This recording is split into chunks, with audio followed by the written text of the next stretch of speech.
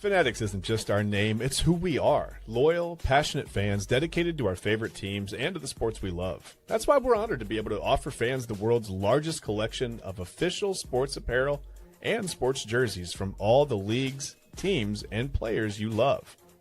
We feature a wide selection of gear from every league, including NFL, MLB, NBA, NHL, and NCAA merchandise, which allows us to serve fans of football, baseball, hockey, basketball, lacrosse, soccer, golf, and everything else that gets your heart pumping. Go to Fanatics.com by using the QR code on your screen right now to celebrate your teams.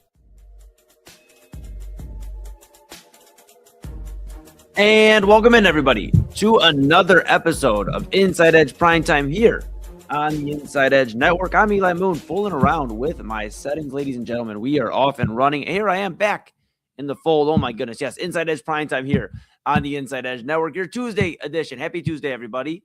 I'm Eli Moon. Typically to the my right, your right, everybody's right is Chad Bryan, but Chad Bryan on vacation, enjoying a much-deserved vacation. We are rocking with you.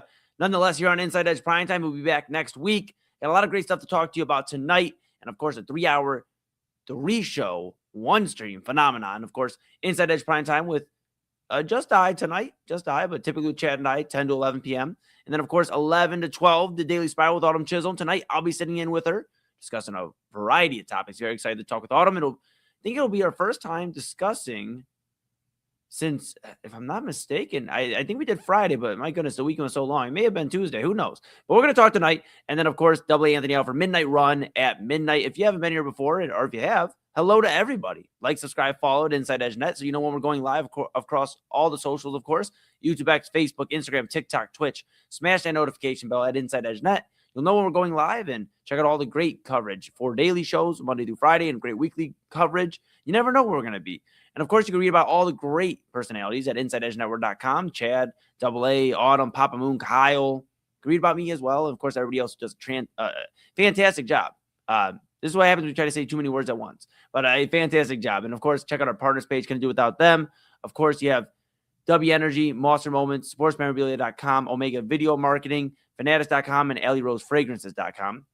Couldn't do it without them. Couldn't do it without you at home. So go to the merch store, grab something nice, whether it's a shirt, a hat, a mug, a polo, a windbreaker. Rep Cleveland's digital leader and your source for sports, entertainment, mental health conversations, news, and everything in between. And, of course, take us wherever you want to go with the Inside Edge Network app on Roku. Yes, we're on Roku at Inside Edge Network. Of course, take us wherever, traveling to the disco. I keep saying that, but yes, the disco. Take us out of the country, wherever you want to take us. Inside Edge Network app. You never have to miss us if you take us on the go with Roku. All right, got a lot to get into here tonight, folks. And the first thing on my mind, it seems to be the theme of this week, right? And really the last week or so. We spent a month talking about LeBron James and where he's going to end up. And he does end up in Philadelphia. He's now, whether you want to argue it or not, the fourth option in Philadelphia behind Jaylen Brown, Joel Embiid, Tyrese Maxey. But he is, of course, in Philadelphia. And we talked a lot, and I don't think we've still spent enough time talking about LeBron's legacy when it comes to what exactly are you taking away from LeBron's career. And there's no question that he's a top 3 player all time. You can even argue top 2. But is he the GOAT? Can you give him that nod over Michael Jordan? There's obviously a lot of similarities. There's a lot of differences when it comes down to those two players if we just put them in a microscope, right? Jordan 6 rings, LeBron 4. Jordan 1 team for most of his career. Then you had Washington, so 2 teams. LeBron 4 teams, right? Cleveland, Miami, LA, and now Philadelphia. And you count a second stint in Cleveland, he switched teams 5 different times. You also have the losing record in the finals. Of course, LeBron has a scoring record. You have a lot of things you can kind of go this or that when it comes to who is the GOAT. But I think LeBron's legacy definitely took an interesting turn when he signed with Philadelphia this past Friday. Of course, announced by Shams Charania and Rich Paul. It takes an interesting turn, right? Because now you're at a point where, okay, how do you defend somebody that has really found himself just finding the best situation to go win a championship? And yes, LeBron James does make his situation better. Light years better. But at what point do you look and go, okay, but the guys around him have also made this team where it's not as much of a struggle as it was, say, 2007 Cleveland Cavaliers. Now, that's the epitome of struggle. And that team had some fun moments, had some fun players on. Of course, Zydrunas Ilgauskas, Big Z on that team. You had, just some fun names, right? I believe Damon Jones on that team. There's some other guys. That's a tough team to go take to a championship. We're not expecting LeBron to stick with that his entire career. But when you go team up with some of the guys, and let's just mention some of the players he's been around. Dwayne Wade, Chris Bosh, Kyrie Irving, Kevin Love, Anthony Davis, Luka Doncic, throw Austin Reeves in there, but he's more on, I get it. Okay, I'll give you that. Maybe we're jumping the gun a little bit there, but a blooming star, I believe, in the NBA. I think there's a lot of hate on Austin Reeves. I think he does a lot of things well there in Los Angeles. And then, of course, now in Philadelphia, Jaylen Brown, Tyrese Maxey, Joel Embiid. That's a lot of stars is what I'm getting at. There's a lot of stars when it comes to LeBron teaming up with some of these players. And I think it's time we kind of look at that. So nonetheless, that's the legacy. And we'll talk about LeBron a different day here. What I want to talk about today is, ironically enough, one of the guys that have made LeBron's legacy a little more complicated, and that's by really snagging a few rings away from him. That was Draymond Green, that was Steph Curry, Klay Thompson at that time, the Golden State Warriors. And Draymond Green was out there kind of waiting what was going to happen. He tried to allow the Warriors to have a little bit more flexibility when it came to going out and getting LeBron James. Remember, they were in that hunt.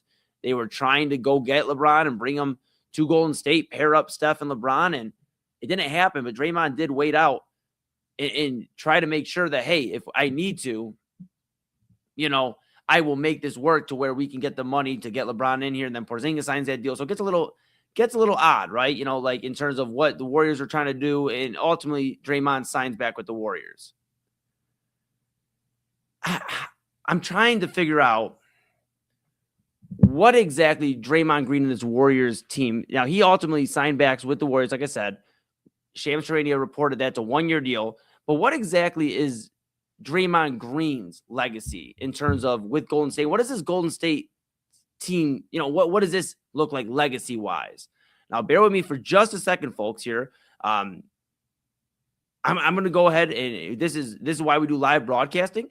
I have had a long Moonbash weekend. We're going to play a quick spot, burn that real quick. I'm going to come back and explain to you about Draymond Green's legacy. Bear with me just 1 second here, folks. Okay. Maser Moments Photography is a husband and wife wedding photography team based in Cleveland, owned and operated by InsideEdge Network's very own Ryan Maser and his wife, Hallie. For the past 10 years, they've captured more than 100 weddings across Northeast Ohio and beyond, always working together as a true two-person team.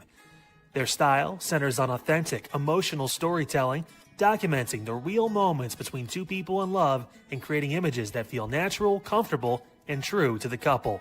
Rooted in Northern Ohio but inspired by their travels, Ryan and Hallie bring a warm, personal approach to every wedding day.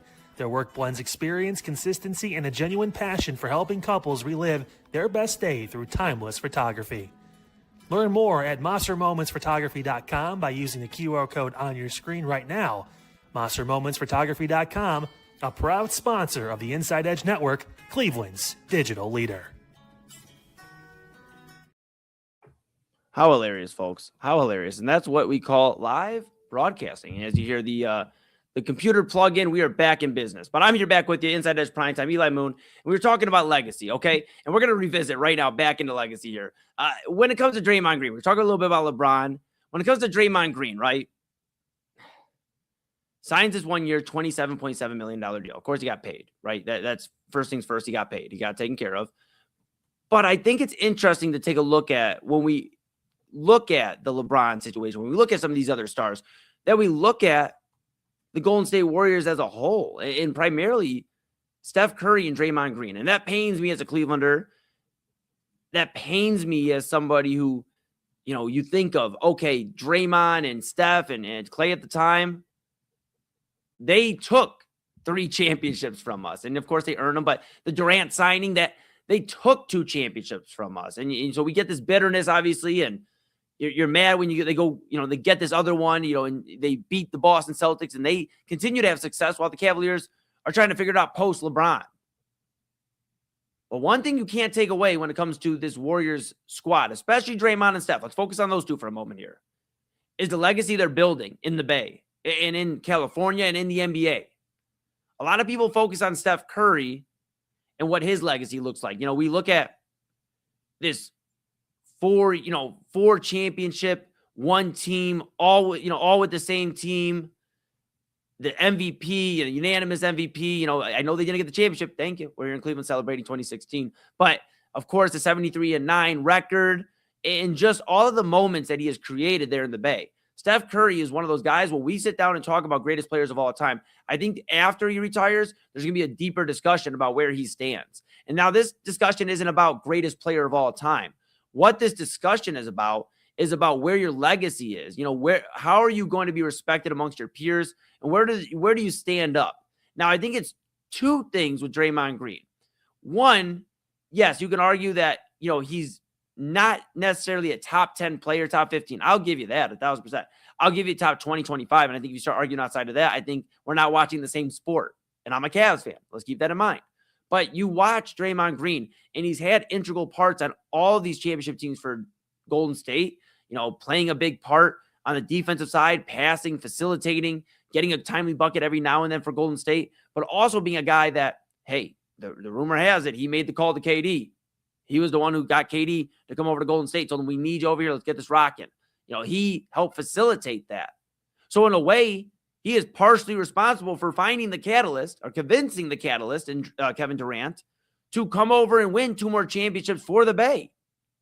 The Warriors are more successful because of that. The Bay's in a happier mood. Steph Curry's legacy looks stronger. Kevin Durant's legacy looks stronger. And Draymond Green, ultimately, you have to give him that nod. We talk all the time about how LeBron is a bad general manager. Okay, we see that with some of the moves he's made in his career, and he's a good general manager at times, but more often than not, not very good. But you see how he moves and how he operates, and then you see the only move that you really have noticed that Draymond Green had, his name is attached to that, hey, Draymond made the call, is Kevin Durant. It turned into 2 championships. There has to be something said for that, because the NBA nowadays isn't what it was back in the 60s and 70s and even the 80s to a degree. Heck, even the 90s, where you negotiated, you brought other players in. You're doing these types of deals where James Harden was doing the same thing in Cleveland, and he still is doing it. We don't know what he's waiting on now, but you have where players are going to wait to see how they can position to make the strongest team if it is bringing in somebody. So as muddy as it gets for somebody like LeBron, who moves over to team after team, never really stays and brings them to the city he's at. There's one case, Los Angeles. He made the move for Anthony Davis, said, we need him and we need a star in here. But it was calculated. Whereas Draymond and these guys, Steph Curry, the Warriors, they have had everybody come to them. They have made the moves to keep it here in the Bay, keep it there in the Bay, out on the West Coast. What does that mean for this legacy of Draymond Green? Sure, you can be frustrated about his antics, and yes, he's maybe not your favorite player. I can understand that. But to a degree, you also have to recognize that he is responsible for a good amount of the success. Not as much as Steph Curry. He's the leader. Not as much as even Kevin Durant during those couple of championship seasons. But he's responsible for really being the temperature check in that room. When things need to get hot, they got hot. When they need to get hotter, they got hotter. He was able to create that urgency in Golden State and facilitate some things. So when we look at teams, and it got me thinking earlier today, when we think of teams, you think of the San Antonio Spurs, Tony Parker, Tim Duncan, Manu Ginobili. You think of that triplet, that trio. You think of course, you think of Miami because of the notoriety. LeBron, Bosh, Wade. You have that. Of course, you think of Los Angeles, even the duo, Kobe and Shaq for a moment. There's so many, Jordan and Pippen and the Bulls. There's a lot of legacy teams we think of in stretches, whether it's for a 2-3 year run or sometimes over the course of a decade.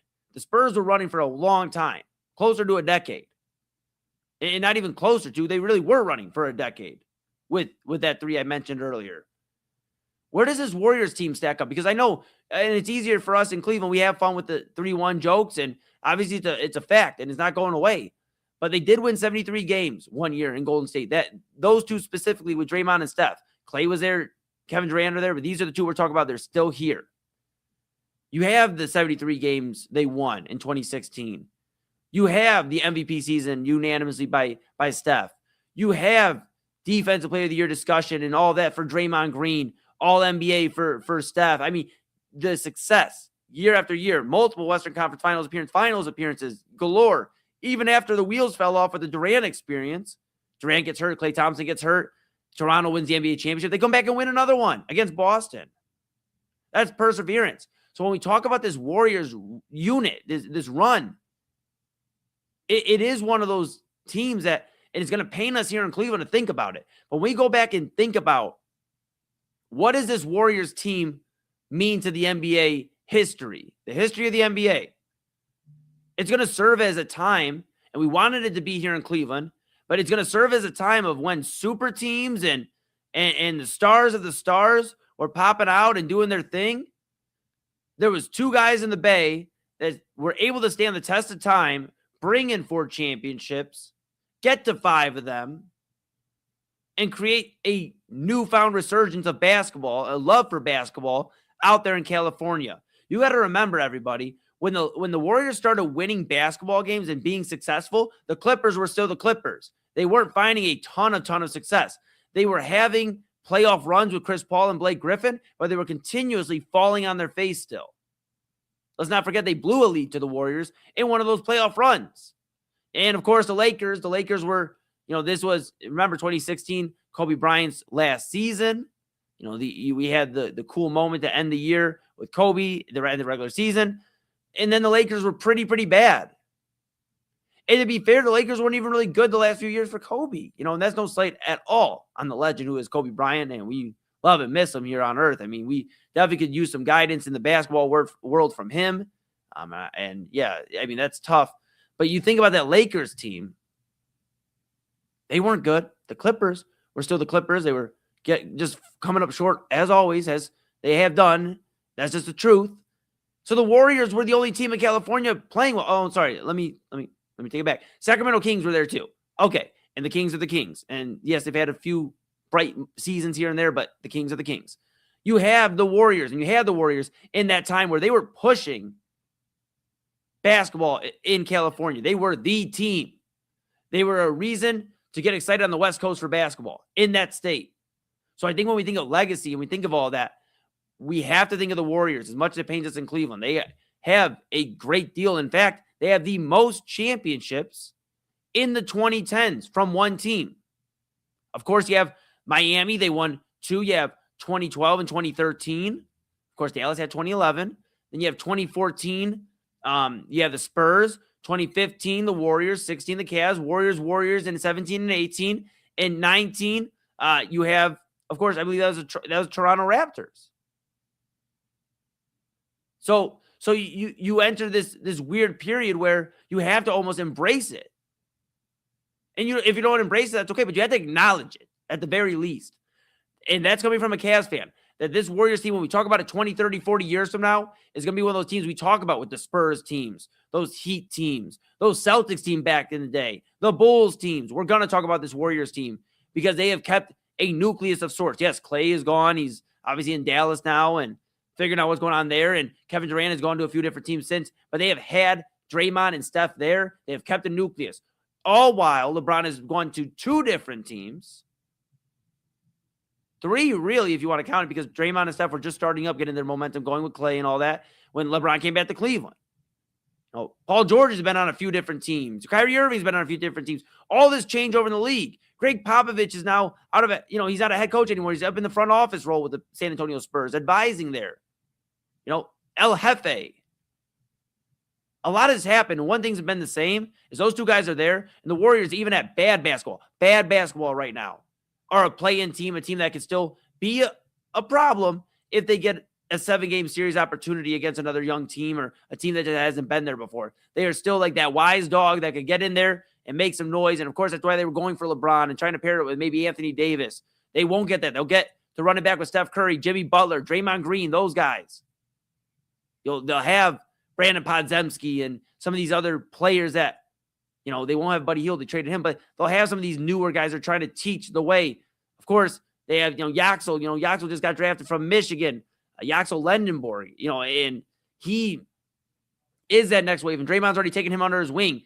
I think there's something to look at, not only when it comes to the Warriors, because that's what we've kind of been bouncing back and forth, but the Warriors' legacy, but also Draymond Green. Again, not going to be the greatest player of all time, not going to be in the top 10 discussion, but the fact that he's been there, and everybody thought he'd be the first one out, not Clay, not Kevin Durant, he'd be the first one out. And he wasn't, and he's still there, and he just signed another deal for another year. You wonder with a year deal signing, is this Draymond Green's last year? That's the other thing that kind of comes to my mind too, is like, okay, Draymond's not a spring chicken anymore, and I'm not saying he is retiring, and that would be pure speculation. But 36 years old, will be 37 in March, this upcoming March next year. You start wondering, you start thinking of legacy, and you don't really think about it as a Cleveland guy too much because he's a Golden State guy. He took some of your championships, some of your favorite teams didn't get to win championships because of teams he was a part of. But you think about Draymond Green, you think about how he is a championship. He is a champion. He's won championships. He's been with one team. He has that longevity through it all. And now he's trying to usher in and help out the next era. I don't know, man. There's something to think about there. Something to think about. But, hey, we'll revisit that a little bit more maybe when Chad B gets back when it comes to legacy in the NBA. I think it's a different discussion that we haven't really thought too much. But this offseason has opened it up so much. The discussion of legacy. Paul George on a different team now in Boston. Jaylen Brown created a whole legacy with Boston. Now he's in Philadelphia. You have some of these guys. LaMelo Ball has to completely rewrite the script in Minnesota and figure out what's going on there. And he's not going to be the go-to number one guy. That's the Anthony Edwards team. We start thinking about some of this. I've definitely been thinking about it a little bit recently. And I'm glad you listened here as I made sense of it all, because I saw that come in earlier today and I said, well, what exactly? I think it's time we start thinking about, the Warriors team. This, as much as we talked about LeBron and him winding down, this is the end of an era in the NBA. That Warriors team, LeBron, some of these other guys, Durant, we're going to start seeing the new stars more and more. Some of these newer faces we're seeing. So kind of keep an eye on all of that. When we come back, though, we'll talk about a familiar face that's staying in Cleveland. That's Denzel Ward. He signed a new deal. He is now the highest paid cornerback in the NFL for the second time in his career. What does this mean for Denzel Ward? And more importantly, I got a question for everybody. Hear me out. Is Denzel Ward the best all-around draft selection the Cleveland Browns have had since the franchise returned? It makes you think, and I have some thoughts on it on the other side of the break, but this is Inside Edge Primetime here on the Inside Edge Network. Chad Bryan on vacation. Usually to my right, you're right, everybody's right, but he's getting some R&R. He'll be back next week. I'm Eli Moon. This is Inside Edge Primetime here on the Inside Edge Network, and we're back right after this. Key On Sports is the leader in Ohio high school athletic coverage in written, print, and video streaming. From the latest news and results and written content to the high school football game of the week every Friday, Key On Sports has you covered. The vision of 15-time published author Vince McKee has become the most trusted site in Ohio high school athletic news. From podcasts to player profiles, Key On Sports is your one-stop for all of it. Visit them today at keyonsports.com or on YouTube at Key On Sports. Check out their socials on Twitter and Facebook as well. Clean energy, bold flavors, and no jitters. See why people won't shut up about Dubby. Clean energy, no jitters or crash. Whether you're starting your workday or getting ready to exercise, Dubby Energy helps you lock in and focus. With over 15 flavors to choose from, you can't miss. Order Dubby Energy right now by using the QR code on your screen and use the promo code InsideEdge10 to receive 10% off your order. Dubby Energy, your energy-focused sponsor of the Inside Edge Network, Cleveland's digital leader. Discover our collection of body mists made with clean, minimal ingredients. Handcrafted with natural essential oils and clean ingredients, they offer a natural alternative to synthetic fragrances. Perfect for sensitive skin and those seeking clean, mindful self-care, and the perfect gift for you or your special someone. Courtesy of Alley Rose Fragrances. First-time customers, use that promo code InsideEdge20 to receive 20% off your order. AlleyRoseFragrances.com, a proud sponsor of the Inside Edge Network, Cleveland's digital leader. Whether searching for a baseball autographed by your favorite World Series slugger, a signed football by an iconic Hall of Famer, or the jersey of a world-famous soccer star, you've come to the right place. Here at SportsMemorabilia.com, the web's leading source of authentic sports memorabilia, you'll find more than 500,000 authentic products from nearly every professional sports league, team, and players. Not only will you find your next prized sports possession with ease thanks to superb customer service and tremendous site experience, you'll have the satisfaction and peace of mind that every product listed comes complete with a certificate of authenticity and is fully backed by the SportsMemorabilia.com lifetime authenticity guarantee. Go to SportsMemorabilia.com by using the QR code on your screen right now. SportsMemorabilia.com, a proud sponsor of the Inside Edge Podcast Network, Cleveland's digital leader. Find us on InsideEdgeNetwork.com for the latest information on your favorite shows, personalities, and network partners. Plus, guess what? We have a merch shop. That's right, we have network polos, t-shirts, champion jackets, hats, and bottles. Rep the network. Every purchase supports independent sports and entertainment media. Use the QR code on your screen right now to check out InsideEdgeNetwork.com. That's InsideEdgeNetwork.com.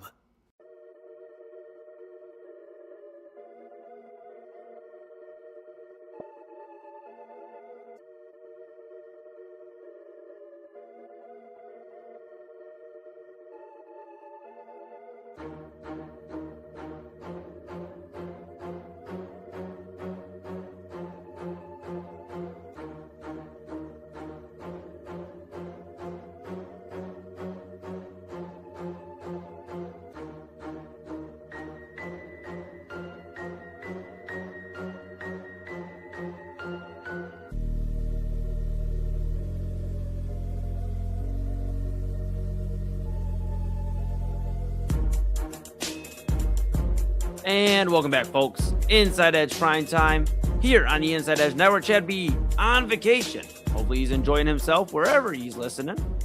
Maybe he's not listening. It means I can say all the fun facts I know about Chad Bryant. No, we'll say that for another day. Maybe later on in the week. I'm Eli Moon. We are back here Inside Edge Primetime here on the Inside Edge Network. So happy you are with all of us, which, of course, right now I'm on screen, but so many of us that get it done here on the Inside Edge Network. And of course, you're going to want to make sure you stay tapped in with the Inside Edge Network at Inside Edge Net across all the socials, YouTube X, Facebook, Instagram, TikTok, Twitch, all of the socials. Smash that notification bell. Know when we're going live. Inside Edge Net, 4 daily shows, a lot of great weekly coverage right there for you at Inside Edge Net, right here for you. At InsideEdgeNetwork.com is also where you're going to want to go. InsideEdgeNetwork.com, read about your favorite personalities. Go check out our partners page. A lot of great deals there. And of course, go over to the merchandise store. That's right. You at home, grab a nice shirt, hat, mug, polo, windbreaker. Rep Cleveland's digital leader and your source for sports, entertainment, mental health conversations, news, and everything in between. And of course, download the Inside Edge Network app on Roku. The Inside Edge Network app on Roku. Take us wherever you want to go. That is where you know, baseball, the disco bar, wherever. Take us wherever you want to go. Inside Edge Network app on Roku. All right, folks, I had a question, and it kind of led based off the news we learned earlier today. Now, if you did not hear, Denzel Ward is going to be staying in Cleveland a little bit longer, at least contract-wise. He signed a 2-year, $62.2 million contract extension with the Browns, featuring $52.3 million in guaranteed money. Makes him the highest-paid cornerback in the NFL for the second time in his NFL career. Of course, this was reported per ESPN's Adam Schefter and NFL Network's Ian Rappaport, who both had it. And it got me thinking, Denzel Ward, we've talked a good amount about him this offseason amidst all the Myles Garrett discussion and him being ultimately traded to the Los Angeles Rams. And we've talked about, of course, Baker Mayfield at times, even now in Cleveland. And we've talked about Nick Chubb. We've discussed all of this. It's time we start discussing Denzel Ward as the best draft pick the Browns have had since coming back home, since the franchise returned here in Cleveland. I'm not saying, now let's be clear, I'm not saying best as in he gets the most awards. He has all of the records. Of course, if we look that way, it would be Myles Garrett. I'm not saying he's the absolute leader of this team. For a moment in time, it was Baker Mayfield, whether you want to hear that or not, Cleveland. It was. I'm not saying the guy that had our hearts rushing the football with Nick Chubb. But even then, it was over before we kind of knew it. I mean, it was a fun run. But remember, it really came to an end at, 6th season in the NFL. I mean, Nick Chubb's still doing his thing, but never been the same since. Denzel Ward, however, a guy that was drafted 4th overall in that same rookie draft class as Baker Mayfield, a guy who's been with the Browns for the last, 8 seasons, going on his 9th season now in the NFL, a guy that is absolutely decorated as a pro and is Cleveland and Ohio through and through. Denzel Ward is somebody that, again, a Nordonia High School graduate, played at The Ohio State University, tore it up for the Buckeyes, left some sound bites there for Gus Johnson and everybody involved. Denzel Ward, it was the barbecue. Everybody heard that call, that famous call from Gus Johnson, of course. But Denzel Ward then being a Cleveland Brown and spending his entire time here We talk about how, he just gets us meter. You see that on social media, the gets us meter. And when a guy says something, he gets Cleveland. I don't think you can get Cleveland more as a Cleveland athlete than Denzel Ward. At least not right now in terms of who is here in the city. He has spent his entire football career in Ohio. He hasn't gone anywhere else unless he's playing on the road for the Browns against another team or at Ohio State when he traveled out of the state. This is the guy who has been through, the same things we talk about with Myles Garrett when he was getting frustrated about the coaching changes and the offense not coming up to standard that they were looking for to be a competitive football team, and the Baker stuff and the Deshaun stuff and the Stefanski stuff and now Todd Monk. And we talk about Myles Garrett being there for all of it. We talk about some of these other guys being there for all of it, but none of those guys are here anymore for other reasons and a myriad of reasons, right? Baker, obviously, we know the story there, the injury, and then, the Deshaun stuff because they felt that maybe he wasn't the guy and they let him walk, whatever. They move on from him, they trade him, whatever. Then you have Nick Chubb, obviously, and it breaks my heart, but Nick Chubb, the injury against Pittsburgh, never really was the same since. And eventually the Browns let him walk to free agency. Myles Garrett, we know he got traded to the Los Angeles Rams. There's a lot of guys that we think of that, wow, they are Cleveland. They went through a lot, and we can understand why. Meanwhile, Denzel Ward is still here. In fact, he just signed another deal today. Again, per Schefter, per Rappaport, the 2-year deal makes him the highest paid cornerback in the NFL again, the second time. And he deserves it. Let me be very clear. He deserves it. Now, you can argue with me that maybe Denzel Ward isn't the top cornerback in the NFL. I'll go to bat, against you for a little bit because I believe, I'm going to defend my guy first off. But secondly, I believe he has had just a strong resume here in Cleveland. He has been somebody that has been absolutely incredible. And that's more so what I'm getting at. That's why he deserves the contract he got. It's not necessarily because he's the best cornerback. Let me be very clear. I think there's probably a few guys that are better than him at his current age. Now, keep in mind, Denzel Ward, he is at 29. He'll be 30 next April. So starting to go into the 30s, that's when cornerbacks start to slow down. But he deserves it because of the work he's put in, what he'll still be able to provide for this Cleveland Browns defense, and because what he does, not only for the community of Cleveland, but being Cleveland. We talk all the time. We just spent a month, and I'm not going to talk too much more about LeBron James tonight at least. But we talk about, the kid from Akron, and, he gets Cleveland, and, Cleveland coming home. Well, guess what? We had a guy that chose Cleveland this week in Denzel Ward. And I know the Browns aren't everybody's favorite team right now because there's speculation of the quarterback room and what they actually look like this upcoming season. But one thing's for certain, Denzel Ward will be in an orange and brown uniform. He'll be on that defense. He'll be helping guys I mentioned, on Main Event a few weeks ago about Tyson Campbell and some of these other young corners, because there really isn't a lot of cornerbacks right now the Browns can rely on after Denzel and then Tyson Campbell. You don't have that same room that you had a few years ago. You have to have somebody to guide, and Denzel Ward is that guy. Well, Myles Garrett has decided to go win a championship, and, I wish him the best. While other guys have had to leave for other reasons, Denzel Ward is the one constant. We just spent time talking in the opening segment about the constant with Draymond Green and the Warriors and Steph Curry, those guys. Denzel Ward is that constant. He is the guy who has decided to choose us, choose Ohio, choose Cleveland, time and time again. And I think that's what makes him, in my opinion, the best Browns draft pick since they've returned as a franchise. I believe this is the guy that truthfully bleeds and breathes Cleveland, breathes Ohio. And I know I'm going to get some people in the comments that say, well, what about Joe Thomas? And I love Joe Thomas. Hall of Famer. Again, we're not talking the best because then it'd be a discussion between Joe Thomas and Myles Garrett.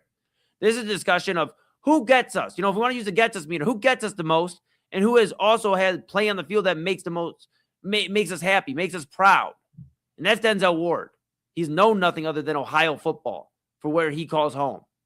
And he's played well, Pro Bowler, All Pro, everything. Denzel Ward will be discussed when it comes to the Hall of Fame. I don't think he's a shoo-in, for certain thing, but a guy that is a 5-time Pro Bowler, multiple-time top corner in the league. I think there's a discussion to be had about Denzel Ward and his legacy when he decides to eventually call it. And he's far from it, far from being done. But a 2-year deal, another time he chose Cleveland, you got to love that. Now, there'll be some skepticism about, well, it's a 2-year deal. He'll be 31 when that contract ends, if I'm not mistaken. He'll be 30. So let's see here. He'll be 30 in April. And then, so that'll be the end of this season coming up, 30, and then 31 by the end. So it'll be 31. So I'll have an opportunity to sign at least one more decent-sized contract, 3-4 year deal with either Cleveland or another team. And we'll see what happens there. If he chooses Cleveland again, then there's really no question. You can't really argue with me.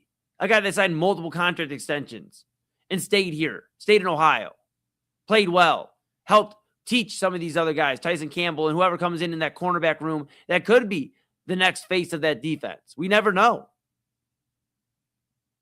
But Denzel Ward has showed time and time again he's going to be a Clevelander. He's going to lock in. He's got this 2-year contract. And it kind of puts the ball in the Browns' court now at this point. Hey, I've given you more time. I've signed an extension. You got me for a couple more years. But truthfully, we have to figure out this quarterback room. We have to figure out this offense. And we need to figure it out within the next few years. We need to know who the quarterback is going to usher us in, or at least have an idea of what we're doing in the quarterback room. We can't keep battling if we're going to give Shedeur Sanders an opportunity, or if we're going to try to kick the tires one more time, on Deshaun Watson. We got to know what our options are. And we talk all the time about I spend a lot of time talking about Jose Ramirez, and we owe it to Jose Ramirez as Guardians, as the Guardians front office owes it to Jose Ramirez, and to us as fans of the Guardians and of Jose Ramirez, to put a team around him that can win a championship, to make the right steps. The Browns, I don't know if they'll get to a championship in 2 years, but they at least need to show Denzel Ward they're in playoff contention. They're making the strides to where they were back in 2020, 6 years ago. Have him feel hopeful that, hey, I'll sign another deal. I'll spend the rest of my career here in Cleveland. My last contract will be here, and I might be able to actually win a championship. I may be an aging veteran, but I may be a guy that could still be on a Super Bowl roster. So how you take care of the guys that have looked out for you? In a time where we discuss, LeBron and Myles Garrett. We've seen Donovan Mitchell choose home. We've seen Jose Ramirez in baseball choose home. They're calling Cleveland home. Both of them. Rocking with Cleveland. And Denzel Ward specifically calling Cleveland home. And he's from here. So I think it's time we put some respect on his name. Man, I'm excited for football season, but I can't lie to y'all. There's so much more unknown about this Browns team. And, we still don't know exactly who's leading the quarterback running. The reports coming out every other day and discussion and all that. I just want to see what exactly we're working with.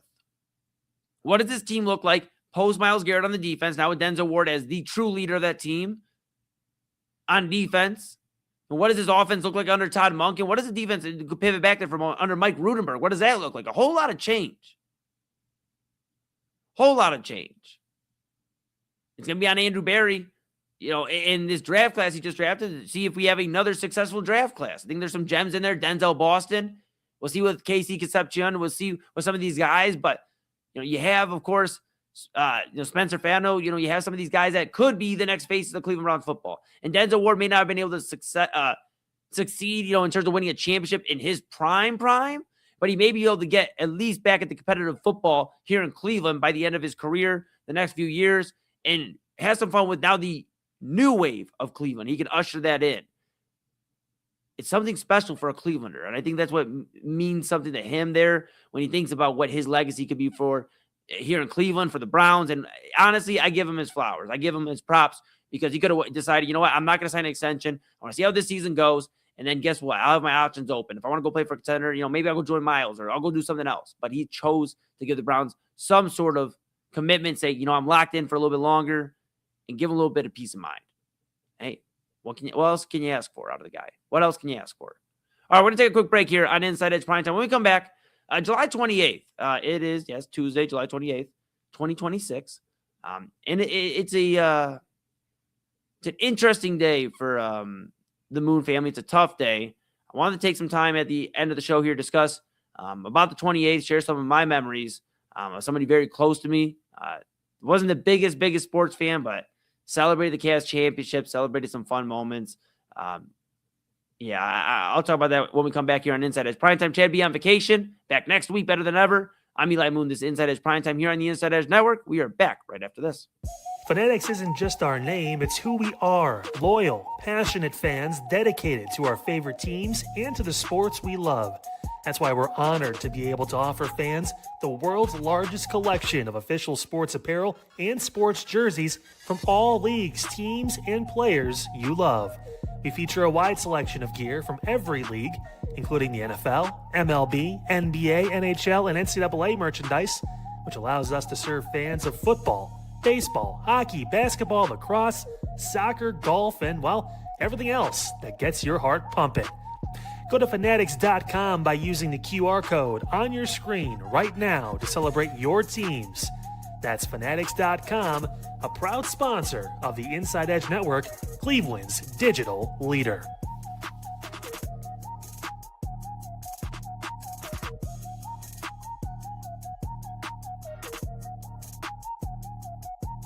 Small business owners are superheroes, but nowadays running your business means doing so inside your shop and on social media. That's why you should make Omega Video Marketing your sidekick. With a decade of content creation experience, I create dynamic, informative, and fun videos for your specific social needs that will increase brand awareness, get you more followers, and keep your social pages and websites current and fresh. I offer flexible pricing and turn times and will work with you to understand your brand and your story. All of that comes from the heart. My award-winning expertise is just the cherry on top. So let's get connected. After all, your brand is the alpha and my expertise is the omega. Discover our collection of handcrafted candles. That's right, every product is thoughtfully created in small batches free from harmful toxins for mindful everyday indulgence. Our candles are hand-poured in coconut soy wax with natural wood wicks, offering a long-lasting burn and rich fragrances. Create a cozy, safe ambiance for your home with candles from Alley Rose Fragrances. First-time customers use the promo code InsideEdge20 to receive 20% off your order. AlleyRoseFragrances.com, proud sponsor of the Inside Edge Podcast Network. Mosser Moments Photography is a husband and wife wedding photography team based in Cleveland, owned and operated by Inside Edge Network's very own Ryan Mosser and his wife Hallie. For the past 10 years, they've captured more than 100 weddings across Northeast Ohio and beyond, always working together as a true two-person team.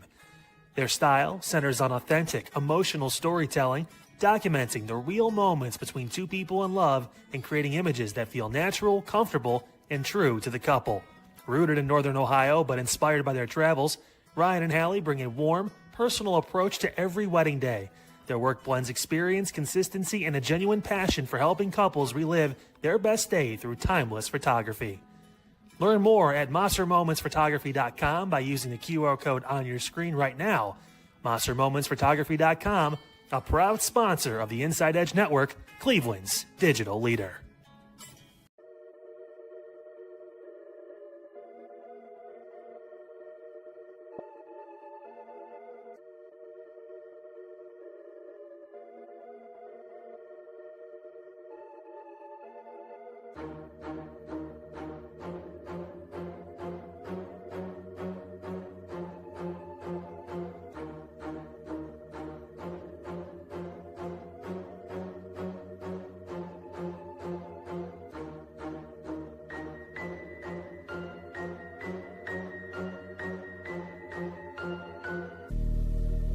And welcome back to Inside Edge Primetime here on the Inside Edge Network.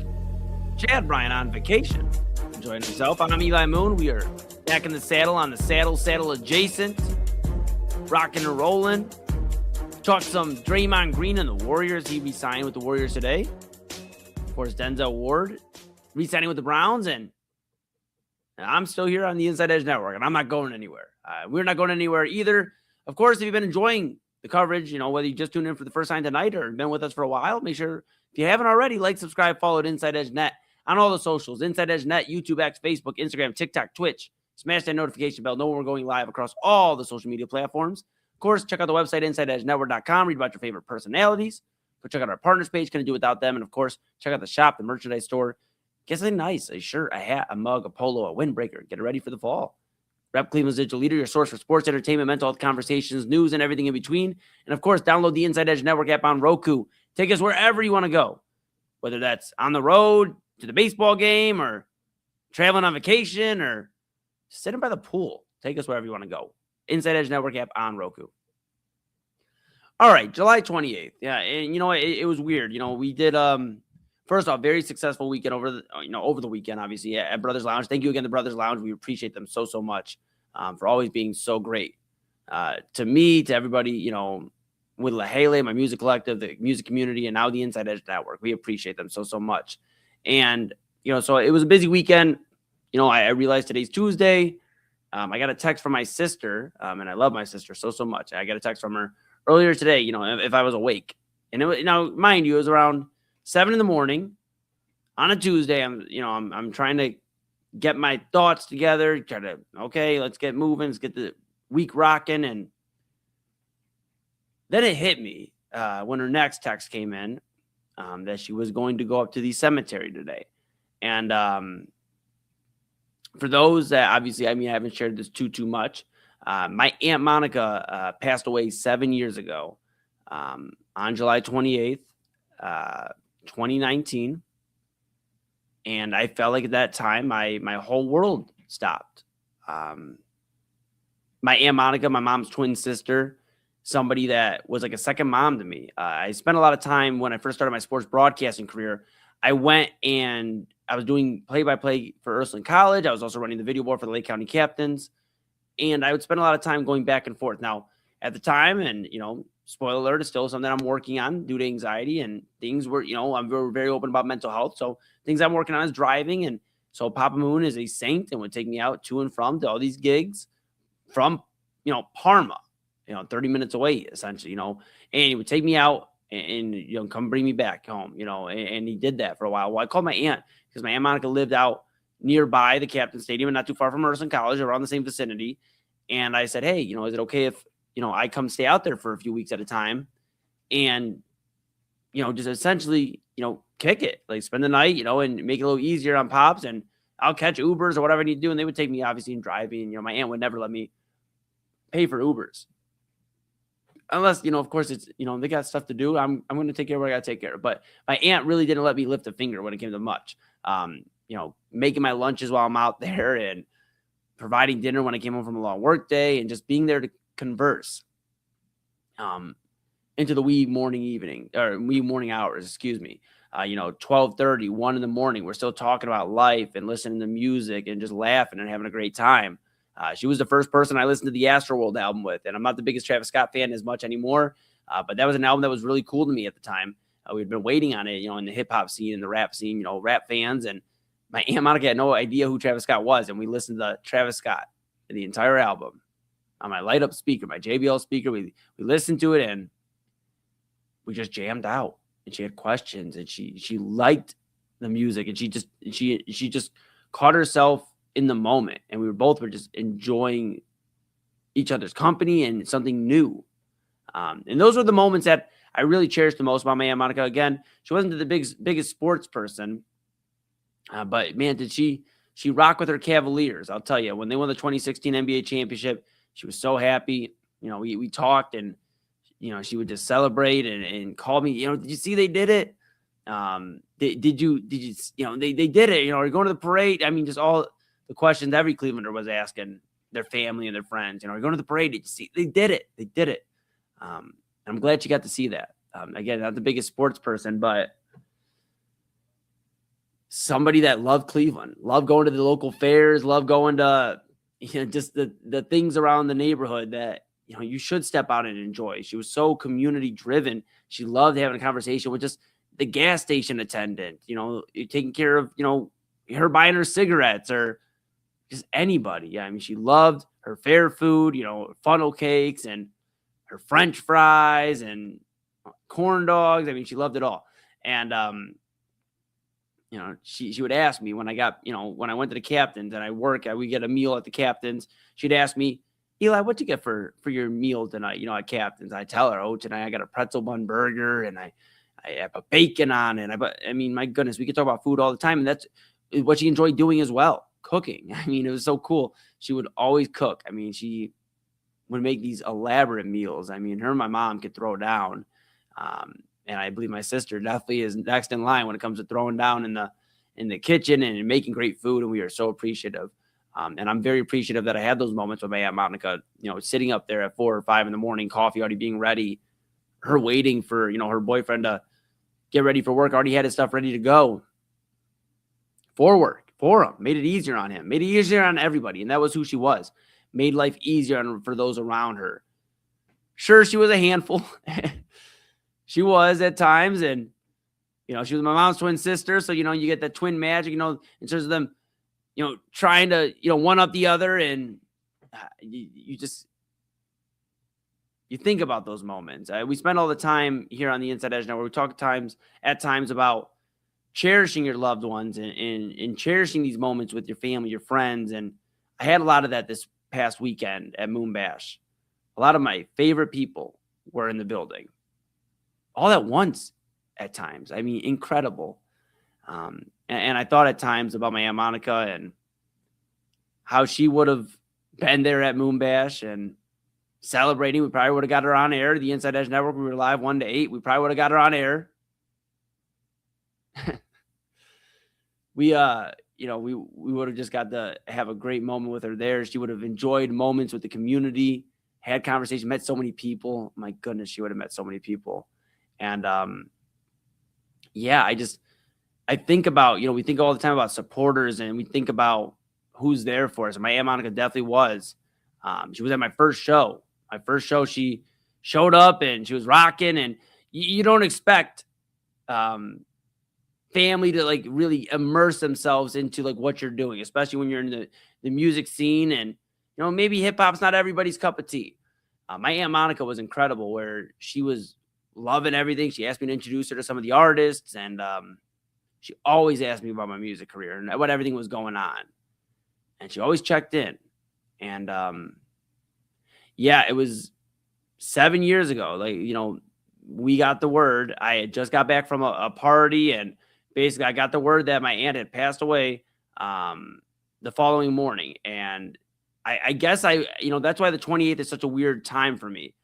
And now I have Moon Bash every year, and I'm grateful for everybody I have around me. But one of the reasons I put together Moon Bash, it's for community, it's for everybody to have a great time, and it is turning into a bigger event every year. And I'm blessed for the people that believe in me and believe in everything we're doing here. My birthday is a weird time for me, though. It's the 30th. It'll be on Thursday.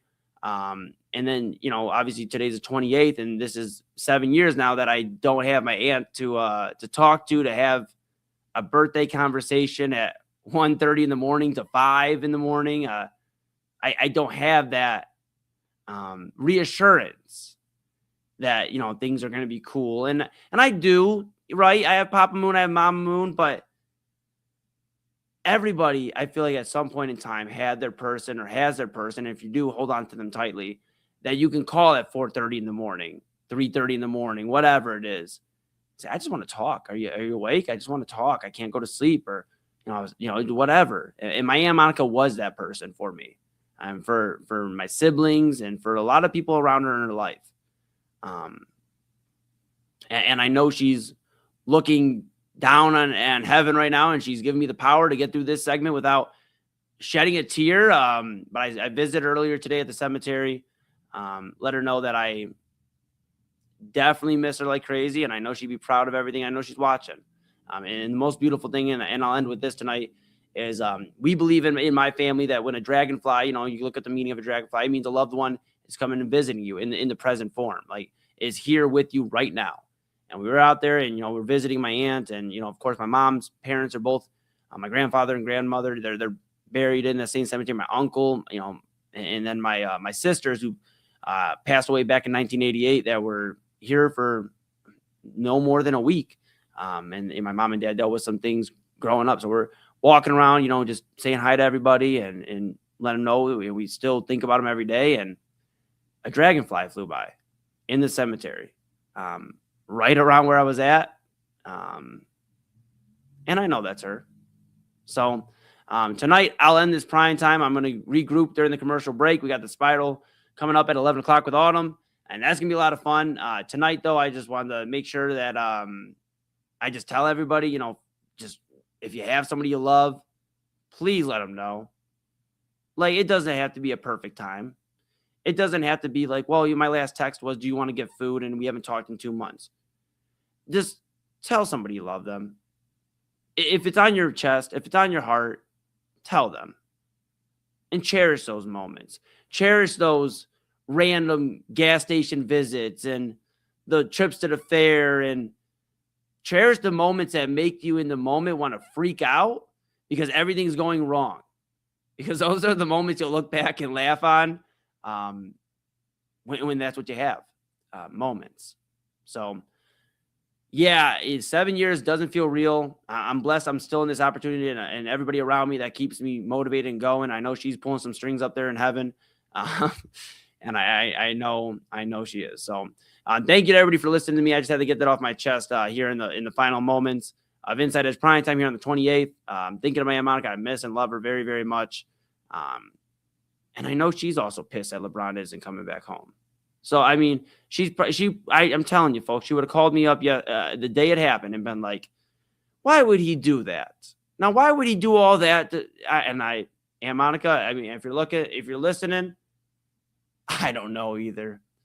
But I love you and I miss you. And that's going to be Inside Edge Primetime here on the Inside Edge Network tonight.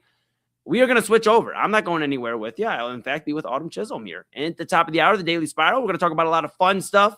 And maybe some serious stuff as well. We're going to get into it all. Of course, I don't know what Autumn has planned. I do, but you know what? That's for her to tell you. I have the rundown. You don't. We'll find out at the top of the hour. The Daily Spiral with Autumn Chisholm, and I'll be there as well.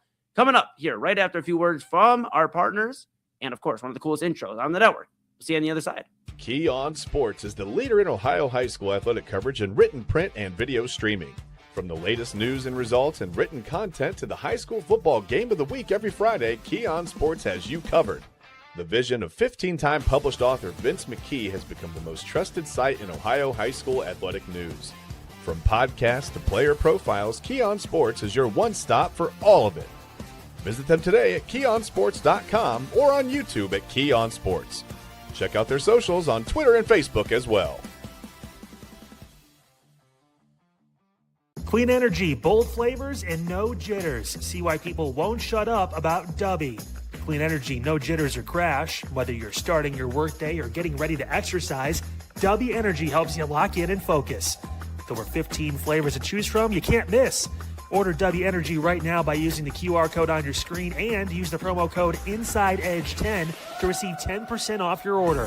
Dubby Energy, your energy-focused sponsor of the Inside Edge Network, Cleveland's digital leader. Discover our collection of body mists made with clean, minimal ingredients. Handcrafted with natural essential oils and clean ingredients, they offer a natural alternative to synthetic fragrances. Perfect for sensitive skin and those seeking clean, mindful self-care, and the perfect gift for you or your special someone. Courtesy of Alley Rose Fragrances. First-time customers, use that promo code InsideEdge20 to receive 20% off your order. AlleyRoseFragrances.com, a proud sponsor of the Inside Edge Network, Cleveland's digital leader. Whether searching for a baseball autographed by your favorite World Series slugger, a signed football by an iconic Hall of Famer, or the jersey of a world-famous soccer star, you've come to the right place. Here at SportsMemorabilia.com, the web's leading source of authentic sports memorabilia, you'll find more than 500,000 authentic products from nearly every professional sports league, team, and players. Not only will you find your next prized sports possession with ease thanks to superb customer service and tremendous site experience, you'll have the satisfaction and peace of mind that every product listed comes complete with a certificate of authenticity and is fully backed by the SportsMemorabilia.com lifetime authenticity guarantee. Go to SportsMemorabilia.com by using the QR code on your screen right now. SportsMemorabilia.com, a proud sponsor of the Inside Edge Podcast Network, Cleveland's digital leader. Find us on InsideEdgeNetwork.com for the latest information on your favorite shows, personalities, and network partners. Plus, guess what? We have a merch shop. That's right, we have network polos, t-shirts, champion jackets, hats, and bottles. Rep the network.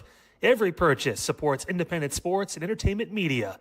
Use the QR code on your screen right now to check out InsideEdgeNetwork.com. That's InsideEdgeNetwork.com.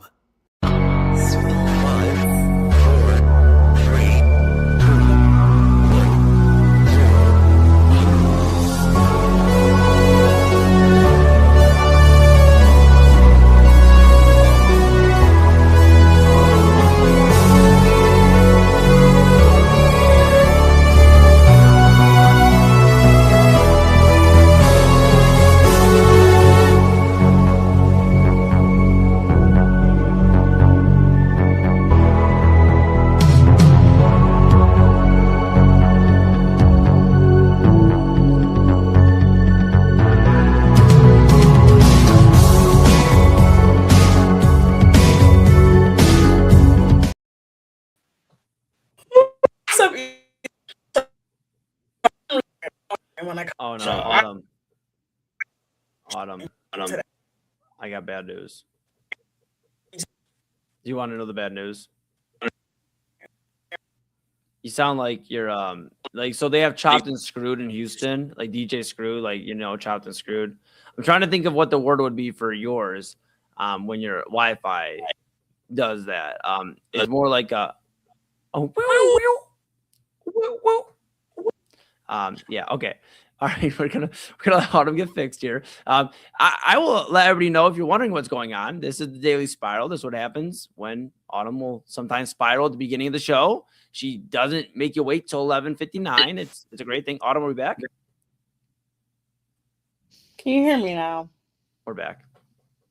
We're back. Yeah, this is when I have to use my computer's lovely microphone. Not the one that I pay for.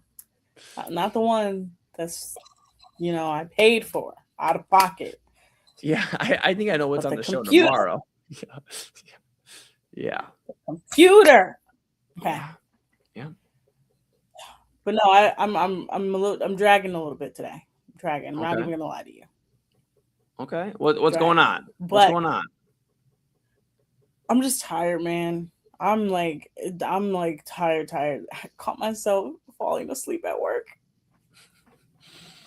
Because I work in a place where at a certain time of the day it gets really, really cool, and I'm all the way in the back. And the kids, if they're quiet, I'm just like, I can just close my eyes, and I'm like, oh no, you can't close your eyes. Like, I will fall asleep. Yeah. I need to not fall asleep. I get it. No, I get it. I have tomorrow off because I'm going to Columbus, going to visit my little brother, and I promise you, my mom and dad are both going down. I will be sleeping in the back seat. I promise you. Like there will be no questions asked. Somebody can put on some tunes or somebody start up a good dialogue and have a conversation, and I will be on Dream Street for at least a few hours. Look, Friday, I will be until I have to get up and go somewhere. Okay. I would be just nothing. But we have a show. We have a show tonight. Yes. I wanted to start with an interesting topic. If you are a broadcaster and you had a broadcaster friend and you had a friend with some insider information that's like, hey, this information can make you a ton of money. But you have integrity. You say to yourself, I have integrity. I have a reputation to uphold. I'm going to tell you this, but don't use it for nefarious reasons, right? Yeah. Then that friend gets on national television and says, yeah, he's my boy. And we got that inside scoop. So I placed a huge bet and won a shit ton of money and just technically admitted to insider trading. How would you react to that? Because Pat McAfee openly went on his nationally syndicated podcast in front of the entire world and admitted that Shams, the NBA's premier insider, told him where LeBron was going. And he said, Shams is our NBA guy. Right? He said that out of his mouth. He said, Shams is really close. He's our NBA guy. So he told him where LeBron was going. And instead of, saying, I'm going to just sit on this information, maybe like scoop it. He tells the world that he placed a huge bet and won a ton of money. I don't know if you guys know this, but that is what we call insider trading, which is illegal. Yeah.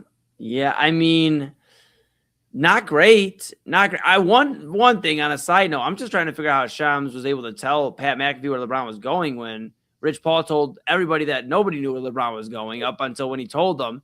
I mean, of course, there's always things that we don't find out till the truth is the fan. But you had to think, and maybe not you, Autumn, but at least I would tend to think that Pat McAfee, a guy who's sitting on an opportunity to make $60+ million per year, and is going to be in position to be basically, if he's not already, ESPN's top dog. I mean, there's really nobody left now at this point. The only guy you could say that is going to compete with him as a top dog is Stephen A. Smith. And he has his hands in so many other things right now that you really don't know where he's going next. If he's going to be at ESPN or if he's going to be trying to run for office. I don't think it's the greatest idea, but nonetheless, that's where we're at as a country.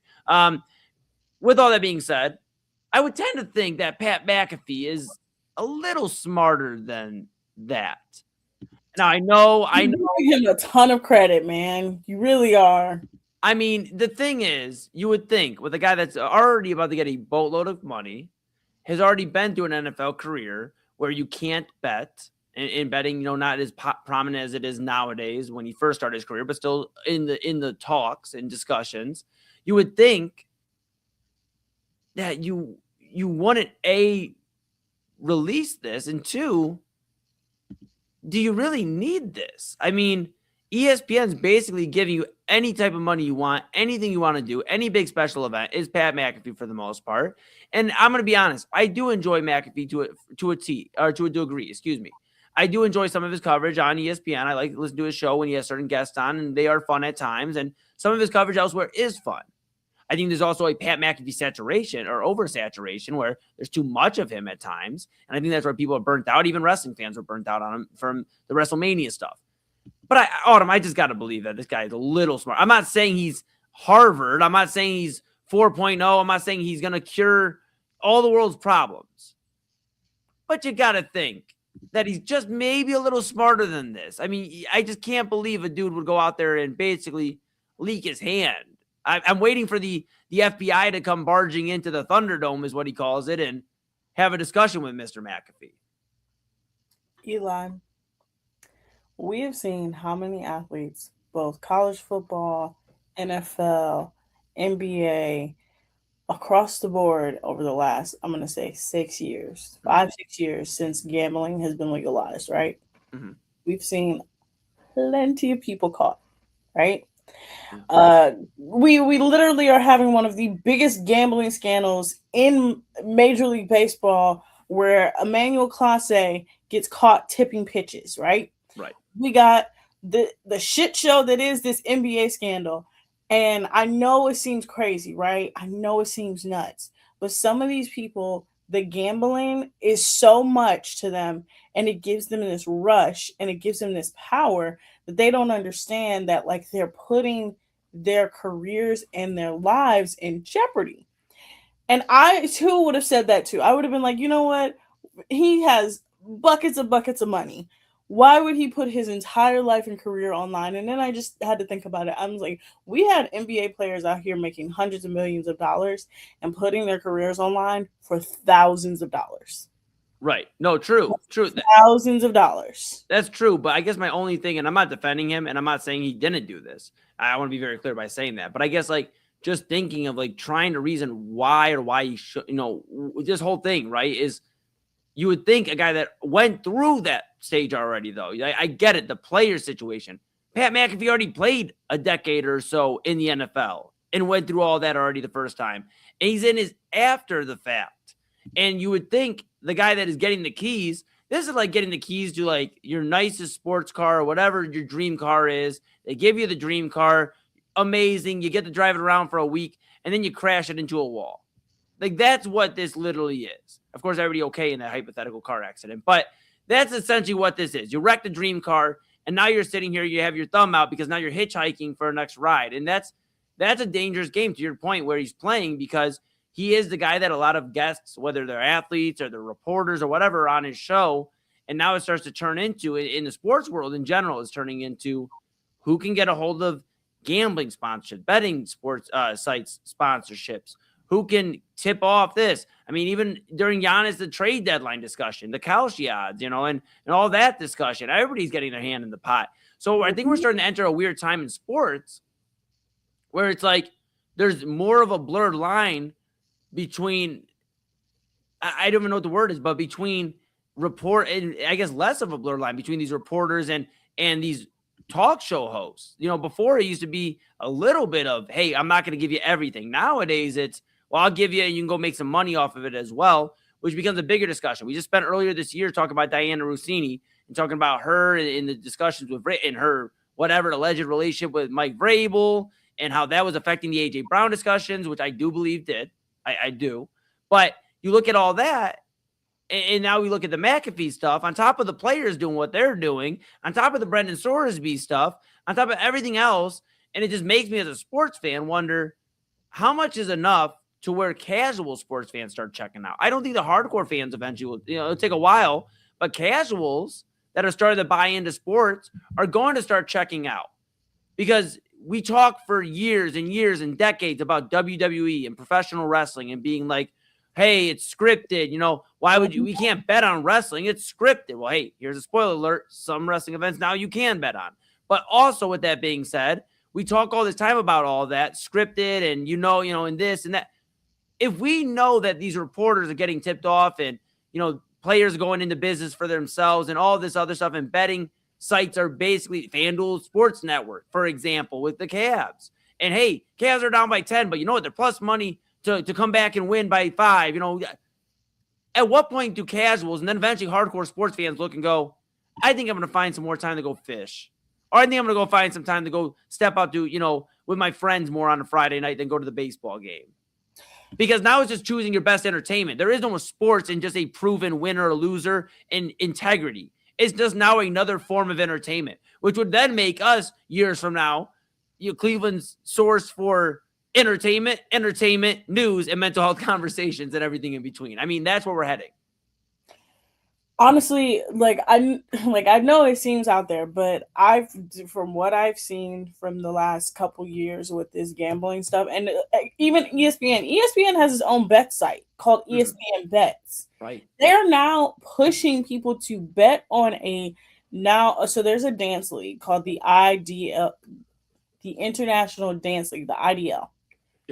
They're betting on the IDL. The IDL is a league that was created for dancers because dancers only had one major competition and they couldn't really sustain their lifestyle.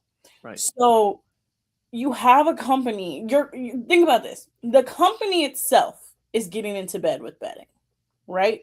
So you expect everybody underneath to be like, you know what? We're not going to bet. We're going to be angels, right? No, that's not going to happen. Now we have all these networks where DraftKings now has its own network. FanDuel has its own network. ESPN got into betting. Barstool has a betting system. And so when I'm looking at Pat McAfee, I really I've said on the show, I enjoyed Pat's show when he first came on. Mm-hmm. I thought Pat was a great addition to what was happening in the sports landscape because he was a unique voice. He played a unique position and he really gave you a lot of insight and a lot of good stories. And now that he's so far removed, because he's almost 10 years removed from his career, it's different. You have to function different. You have to actually try. And when I watch his show, he doesn't try. He just regurgitates slop for real. And what made me so mad in this situation is I'm like, you're literally admitting to a federal crime on national television, and you're not going to get in trouble because nobody cares. Nobody cares. Yeah. I don't know if it's even, for me, it's about the talent or the discussion of the show. Because when it comes to shows, I think everybody has their Some people like Stephen A. Some people like Pat McAfee. And that's just kind of the way. And some people like the in-between, the Mina Kimes of the world and the Dan Lapitars. And there's something for everybody, I feel like, on that station if they want to choose, or that network. But the problem, I think, Autumn, is more so the integrity of sports. I think, and that's what it's coming down to. We talk all the time about boxing, why people fell out of love with boxing. It's because it felt like fights were being rigged. And, you're an 8-10 division champion across, or, 8-10 champion, weight class champion, but in 10 different promotions. And the constant, that fight didn't seem like it went that way. Were the cards this way? Or why did this go on? And then the Jake Paul stuff and everything else. We talked about this with boxing, and now it's becoming where it's like almost like a body, right? Like if sports was a body and boxing was like the leg or the foot of this body, and it became infected. There's the question of integrity. And it's like, okay, well, we still got baseball, we still got football, we still got basketball, we got hockey, we got all this. We got a healthy body, and now it's infected the entire body. And now we're starting to get to the point where sports and the integrity as a whole, doesn't matter what sports you turn on, is being questioned, because the first thing you find about is what the betting odds are. Soon as somebody announces they want to trade, the first thing that we find out within 5 minutes, if not sooner, is the best odds for him to go where in those next 5 destinations. And you can bet on them. Heck, I put a little 10-cent bets on, in from time to time. Over the weekend, there was LeBron to Philly odds about if LeBron would score 50 points in any game in Philadelphia, or this or that. If he would hold up 10 points per game, every game of the season. I mean, just stuff that makes you wonder, like, okay, yes, betting is fun. I enjoy putting my 10-cent bets in and all that. That's fun. But it makes you wonder 2 things. Where's the integrity of the sports gone? Because now it's like, why would I go here when I can go elsewhere? And 2, now we're starting to play with people's money. And that's a real serious issue, that we're playing with people's money. Sure, Pat McAfee can assume to lose, rather afford to lose a big bet. If that wouldn't have worked out in his favor, he could afford to lose that, or some of these guys can afford that. Drake puts on a $3 million bet. He can afford that. Conor McGregor, the same thing. But the guy who's working at the steel mill and puts his overtime check on the same thing that Pat McAfee did and it doesn't hit, there's a bigger discussion about that type of stuff. And I think that's where we're starting to play with people's money. And that's where it gets into a dangerous game where sports are going to turn people off as a whole. So, yeah. Look, I'm going to tell you like this. I have fully taken myself out of sports betting after the Super Bowl 2 years ago, where I lost every single bet that I had and this is starting my ire towards the Kansas City Chiefs. I genuinely hate the team because they lost me. Literally, they lost me. They lost me so much money. But when we get back, that's not okay. First of all, Nate, I'm not playing with your heart. Don't do this to me. Today, we gotta move on from that. Yes. When we come back from the break, we'll actually keep talking about the Pat McAfee of it all, because I have another question. Yeah. Are athletes bad at broadcasting? Are we in an oversaturation of athletes in broadcasting? Ruminate on that. When we come back, we'll talk about that. Also, just know, you guys, I make terrible decisions. Don't trust me with your money. I bet on the Kansas City Chiefs. It was so bad. I don't even want to talk about it. When we come back, we'll talk more about broadcasting and athletes in broadcasting. And I have a dilemma, and I want to talk to Eli about it. You guys are watching this here on the InsideEdge Network. We'll be right back. Key On Sports is the leader in Ohio high school athletic coverage in written, print, and video streaming.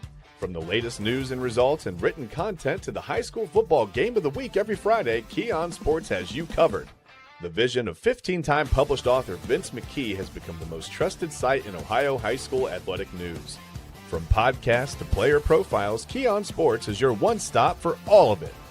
Visit them today at keyonsports.com or on YouTube at Key On Sports. Check out their socials on Twitter and Facebook as well.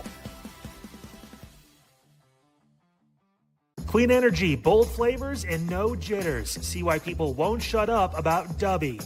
Clean energy, no jitters or crash. Whether you're starting your workday or getting ready to exercise, Dubby Energy helps you lock in and focus. With over 15 flavors to choose from, you can't miss. Order W Energy right now by using the QR code on your screen and use the promo code InsideEdge10 to receive 10% off your order. W Energy, your energy-focused sponsor of the Inside Edge Network, Cleveland's digital leader. Discover our collection of body mists made with clean, minimal ingredients. Handcrafted with natural essential oils and clean ingredients, they offer a natural alternative to synthetic fragrances. Perfect for sensitive skin and those seeking clean, mindful self-care, and the perfect gift for you or your special someone. Courtesy of Alley Rose Fragrances. First-time customers, use that promo code InsideEdge20 to receive 20% off your order. AlleyRoseFragrances.com, a proud sponsor of the Inside Edge Network, Cleveland's digital leader. Whether searching for a baseball autographed by your favorite World Series slugger, a signed football by an iconic Hall of Famer, or the jersey of a world-famous soccer star, you've come to the right place. Here at SportsMemorabilia.com, the web's leading source of authentic sports memorabilia, you'll find more than 500,000 authentic products from nearly every professional sports league, team, and players. Not only will you find your next prized sports possession with ease thanks to superb customer service and tremendous site experience, you'll have the satisfaction and peace of mind that every product listed comes complete with a certificate of authenticity and is fully backed by the SportsMemorabilia.com lifetime authenticity guarantee.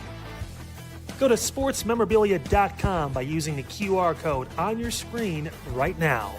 SportsMemorabilia.com, a proud sponsor of the Inside Edge Podcast Network, Cleveland's digital leader. Find us on InsideEdgeNetwork.com for the latest information on your favorite shows, personalities, and network partners. Plus, guess what? We have a merch shop. That's right, we have network polos, t-shirts, champion jackets, hats, and bottles. Rep the network. Every purchase supports independent sports and entertainment media. Use the QR code on your screen right now to check out InsideEdgeNetwork.com. That's InsideEdgeNetwork.com. Hey guys, awesome show on Unfiltered today. Got into a lot, including that situation involving the North Royalton City employee that was killed. Bond set at $15 million. We got more of the details about the issues that suspect had been experiencing with the city of North Royalton. Still no excuse, and obviously as more details come down, we'll give them to you here on Unfiltered. Also, hey, IKEA's coming to Northeast Ohio. There's a new slide park, a dry slide park in Parma. There's so much going on here in our great region. We talked about all that and more. Coming up tomorrow, the latest news and notes, and maybe a little bit on the Browns. Training camp opens, and Denzel Ward has a new deal. Does it really matter in the grand scheme of things here in Cleveland? We'll talk about that and much more coming up on Unfiltered, all along the Inside Edge Network. I will see you at 5 p.m. right here.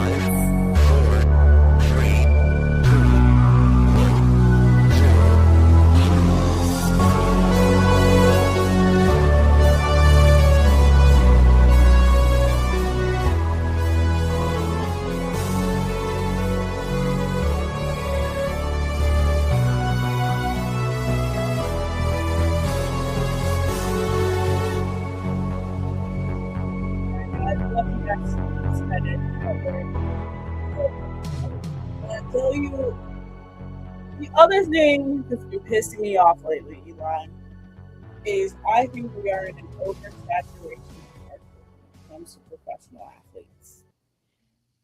Every action has a reaction, right? For years, professional athletes have been talking about the people we want in the media is people who played the sports.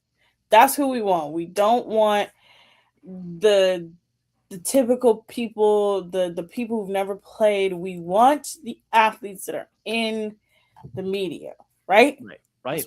Said for years, right? Right. Who, now that we've gotten them in the media, they are some of the worst broadcasters and journalists I've ever witnessed. Oh my God.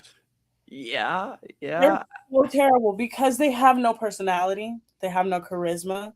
They're dry. When they do get to the point where, remember when Tony Romo was first hired and then like everybody was like salivating for him because they were like, oh my God, he predicted the game, guys. He's predicting all the stuff. Autumn, let's be real though. He was kind of predicting the stuff. He was. But now when you listen to him, completely phones it in, right? Well, with the most recent information on Tony Romo, we don't know. Yeah, we know about Tony. Okay, yeah, you're good. Go ahead. Yeah, but I think that the market is currently for athletes in broadcasting is just way too much, right? Everybody has a podcast. I don't need to know your thoughts. I really don't. Some of you need to keep those thoughts in your head, right? Like I say all the time, we need to take the microphones away from men. Really male athletes for sure. But everybody's podcast we don't need to see. We don't need to see you on a panel. Why are all the YouTube videos of athletes on a panel and they're saying the most crazy stuff? And it's like the NBA guys, okay, it's a little funny when you guys make fun of Rashad McCants because he has some sixth sense of like not normal up in that brain. But it's just the point now where I'm just we are at an oversaturation and these people are making it unbearable to watch sports. Yeah. Yeah, I mean, it's all in like finding the right fit, right? In general, like just because you played sports doesn't mean you could talk on sports. And I know it sounds crazy, but we get a lot of times, well, you didn't play, but sometimes some of the guys that haven't played become some of the best coaches, some of the greatest executive minds, some of the greatest broadcasters that get the respect and love from some of these coaches. I was actually seeing some stuff on Ryan Clark, and it's not my place, and I'm not going to step into whatever went down with that ESPN stuff, and we've heard all the reports. But I did see a video, and that this sticks out in this conversation, where him and Peter Schrager, and there was a few other guys on the panel. I believe Teddy Bruschi, and I cannot remember, forgive me, the other broadcaster, or the NFL player turned broadcaster. Peter Schrager was on that set, and he was discussing. It was a very ho-hum discussion. It was about week 1 and CeeDee Lamb and A.J. Brown, who had a better week. And the Eagles won the game. A.J. Brown had the catch, won the game. I think he was one catch for a touchdown, though, I believe. And, basically put them in position to win the game. CeeDee Lamb had a great game, whatever. They're talking about it, Autumn. Yeah. And Peter Schrager is making some strong points. And Ryan Clark goes, and this is why, I got to stop you because that's the non-player in you. And I think we've entered a weird time where, yes, players do know more X's and O's than me. I'll be clear, at least me, and I would say a lot of us, but let's hand up me.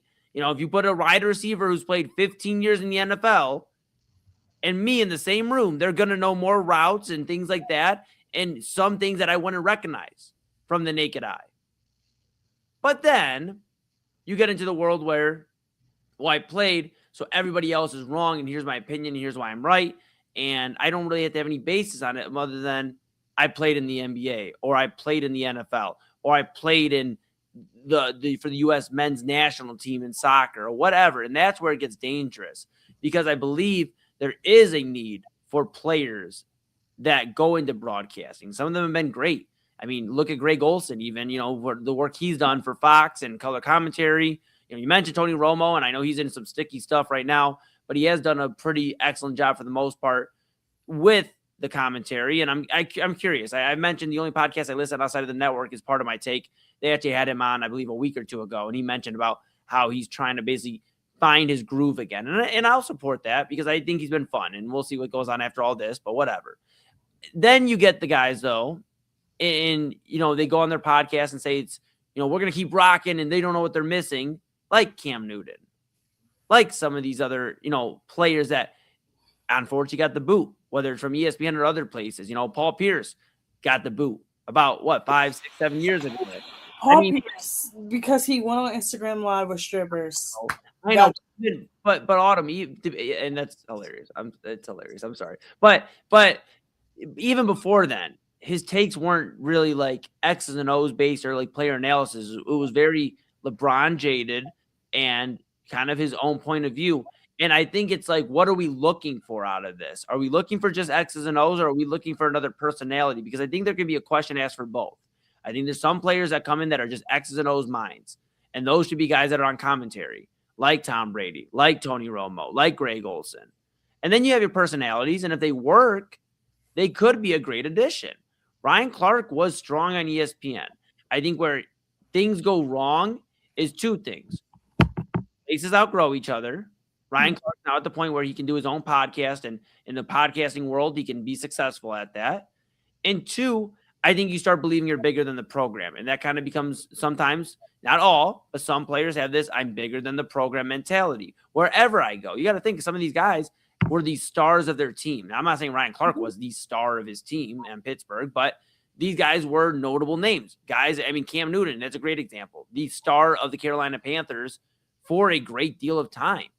And now he's being asked to be a personality on ESPN and show that. And that doesn't always translate. Gridiron personality to in front of a microphone personality isn't always the same. When you get somebody for 30 seconds to a minute soundbite as opposed to an hour show, that's a big difference. And I think the bigger than me personality doesn't always work if you're trying to insert yourself into something that's already established and then try to belittle the people that have knowledge, that have gone to college or school, done research, and you belittle. So I'm with you. I think we got to find the right people because there are great players that give great analysis.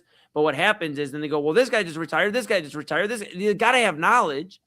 Sometimes those guys just need to go fish or go spend some time with their families or go do something else. We craved, and I'll hand it back to you. I'm sorry I'm on a rant, but I'll hand it. Joe Thomas. They craved for Joe Thomas to be a commentary and all that on commentary. And he did a little bit of work, and he does every now and then with NFL Network. But he spends time with his family and stuff. And if I wanted to hear from anybody out of all these players, he'd be at the top of the list. In my top 5 of guys I'd want to hear knowledge from. That's where I'm at with it. I just think we get into this. Sometimes too much of a good thing is a bad thing. And that's where we're at with all this. No, you're absolutely correct. I genuinely, when I think about I'm gonna give you the perfect example of where it works, right? Mm-hmm. Inside the NBA is a perfect show where the athlete to commentator pipeline works, right? Because you have Shaq, who's very knowledgeable, but also has charisma and also does the work and puts in the work.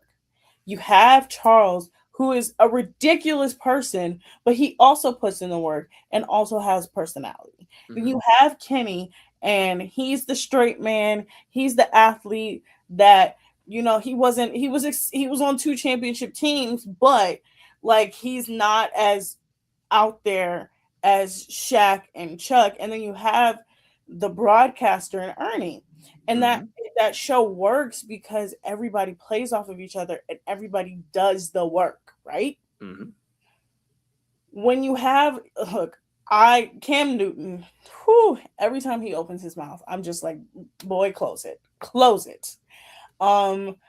It's just, I think we're just in a market when it comes to this athlete to broadcaster pipeline that is, for real, it is literally about to burst because it's the same thing sort of with this gambling stuff. It's like people are about to check out. Like, I can't keep hearing like crazy stuff. And look, I'm going to tell you one person. I love Ryan Clark. I liked him when he was playing in the league. I liked him as a broadcaster. He has his faults too. His podcast, the Pivot podcast, I think it's good, but I think it's one of those things where it's like, it's a little dated at this point, right? Mm-hmm. It's a little dated because this panel of athletes talking about stuff is just at a point where now everybody does it, right? Right. Look at Gilbert Arenas. He lost his entire podcast because his panel. Right. Yeah. You think about all this. The other thing that comes to my mind too, because this is a great discussion. The other thing that comes to my mind too is this is kind of unfortunately where we're at though, because a decade ago or so is really when this player to broadcaster thing became more prominent than it was even decades previously.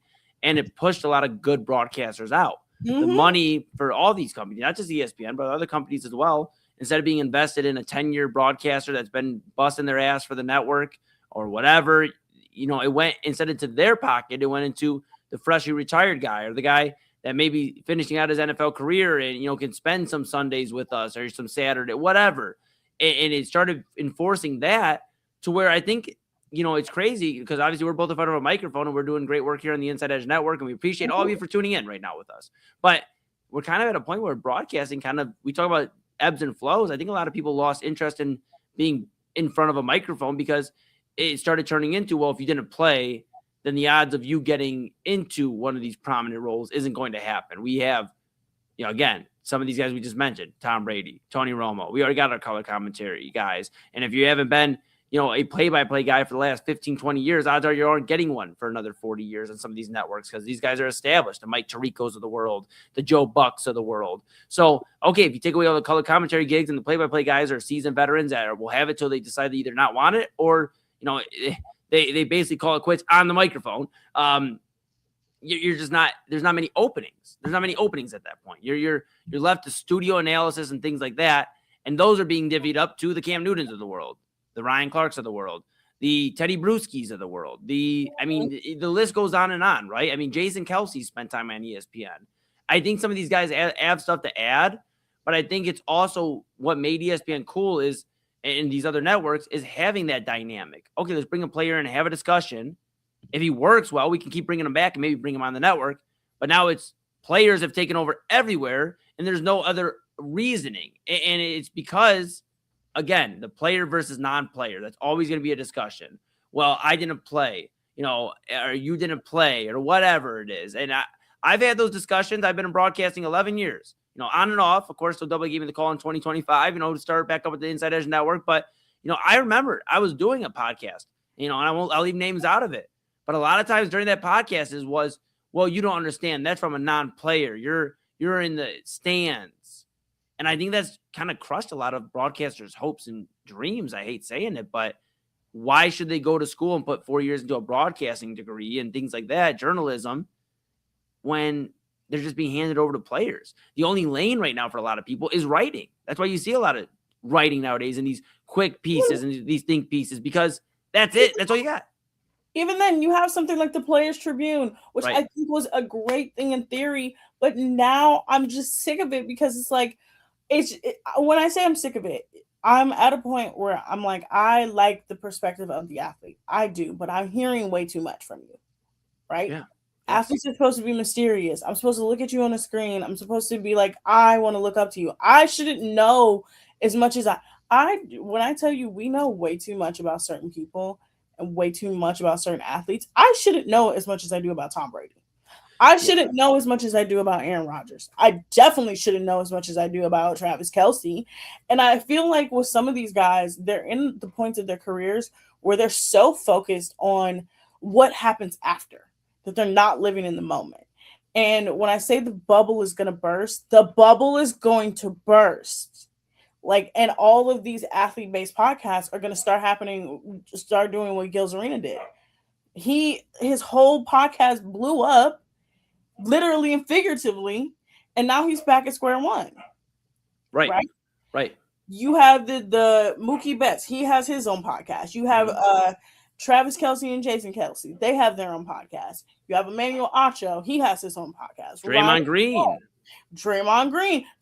Green is in the middle of the season giving commentary, talking about Steve Kerr don't want to play me, and you're playing for Steve Kerr.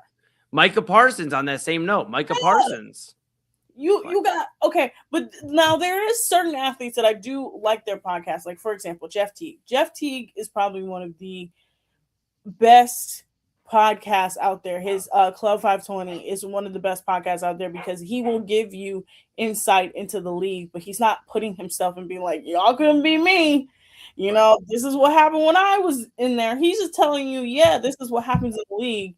And he includes his friends and his brother, who was also in the league. And it's just sort of like a playful banter. Like, if all the podcasts were like that and they're not trying to shove stuff down your throat, then I think I would be okay. Right. And now it's turning into not even players, but now Rich Paul and Max Kellerman, and they're basically that's ridiculous. They're basically the we talk Love Island on here, but that was like our Love Island for sports fans for about a month, was tuning into the Rich Paul podcast and what does the whiteboard look like this time and who has he circled, and I mean we're just entering a weird time where and we see it all the time. I was actually talking with Papa Moon over the weekend. We had a big weekend, obviously Moon Bash, and Pops and I didn't get a ton to talk. But when I was actually functioning and not running on like zero sleep, but I did talk to him for a moment about how we're in this weird time because, Pops a little bit older than I. Obviously, that's how that works. That's how he's my dad. He's a little bit older than me, right? So he's in this time where he's entering the creative field, the broadcasting world for the first time. He's 34 episodes in, episode 35 dropping on Saturday.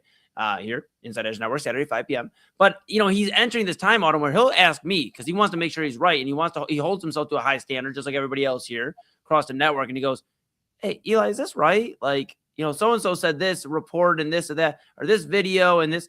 And I had to tell him sometimes, it's like, dude, no, that's just like really fabricated. It's AI or it's fabricated news or it's a quick clickbait. And I've taught him stuff that, I learned in broadcasting school back, in 2015. My dad didn't do that. My dad took a different route. So I had to teach him these things. And it's almost sickening to me that I'm having to be like, Dad, I'm sorry. I appreciate the scoop, but it's not even a scoop because it's not right.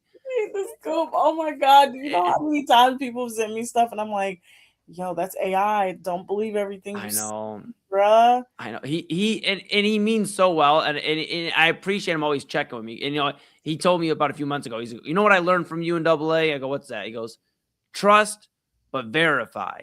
Look at it, but and I taught him. I said, if it doesn't have a blue check mark, and I said, even then nowadays you can't even follow that because you can buy it. Thanks Elon Musk for anybody can get verified. But I said, if you don't verify, and I gave him some list of reporters for each sport. I'm like, if they aren't coming from these guys, Pops, I don't want to I don't want to hear it respectfully because it's really just extra noise that we shouldn't even be talking about. But that's unfortunately where we're at, where my own father has to be like, hey, I might have a scoop for the story tonight. Like I saw this in the news and I'm like, I'm sorry, Pops, that ain't it.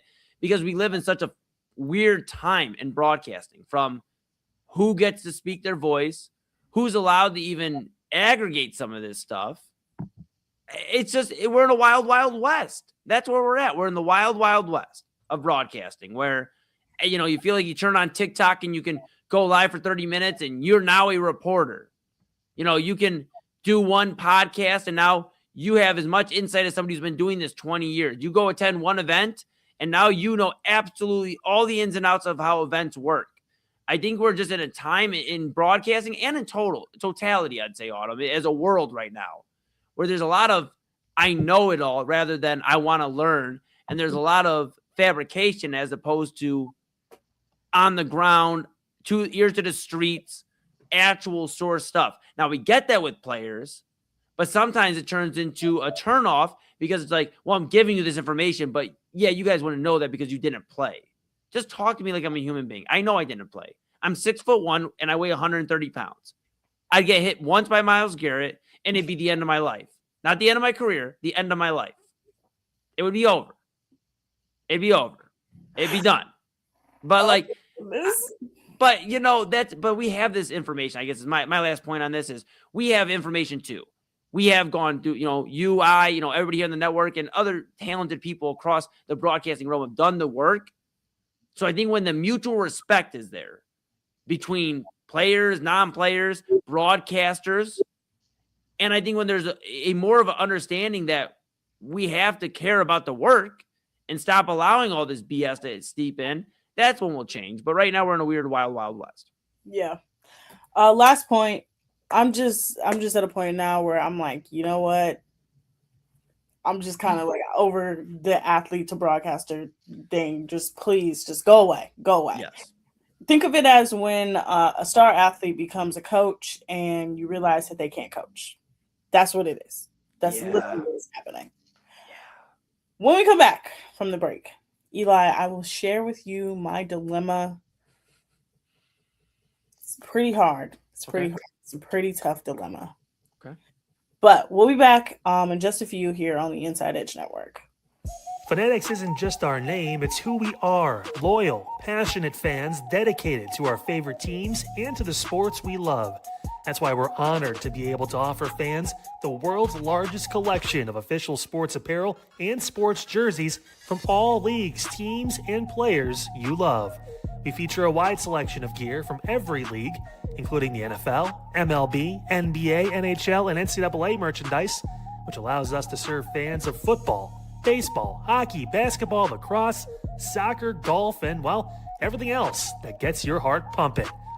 Go to fanatics.com by using the QR code on your screen right now to celebrate your teams. That's fanatics.com, a proud sponsor of the Inside Edge Network, Cleveland's digital leader.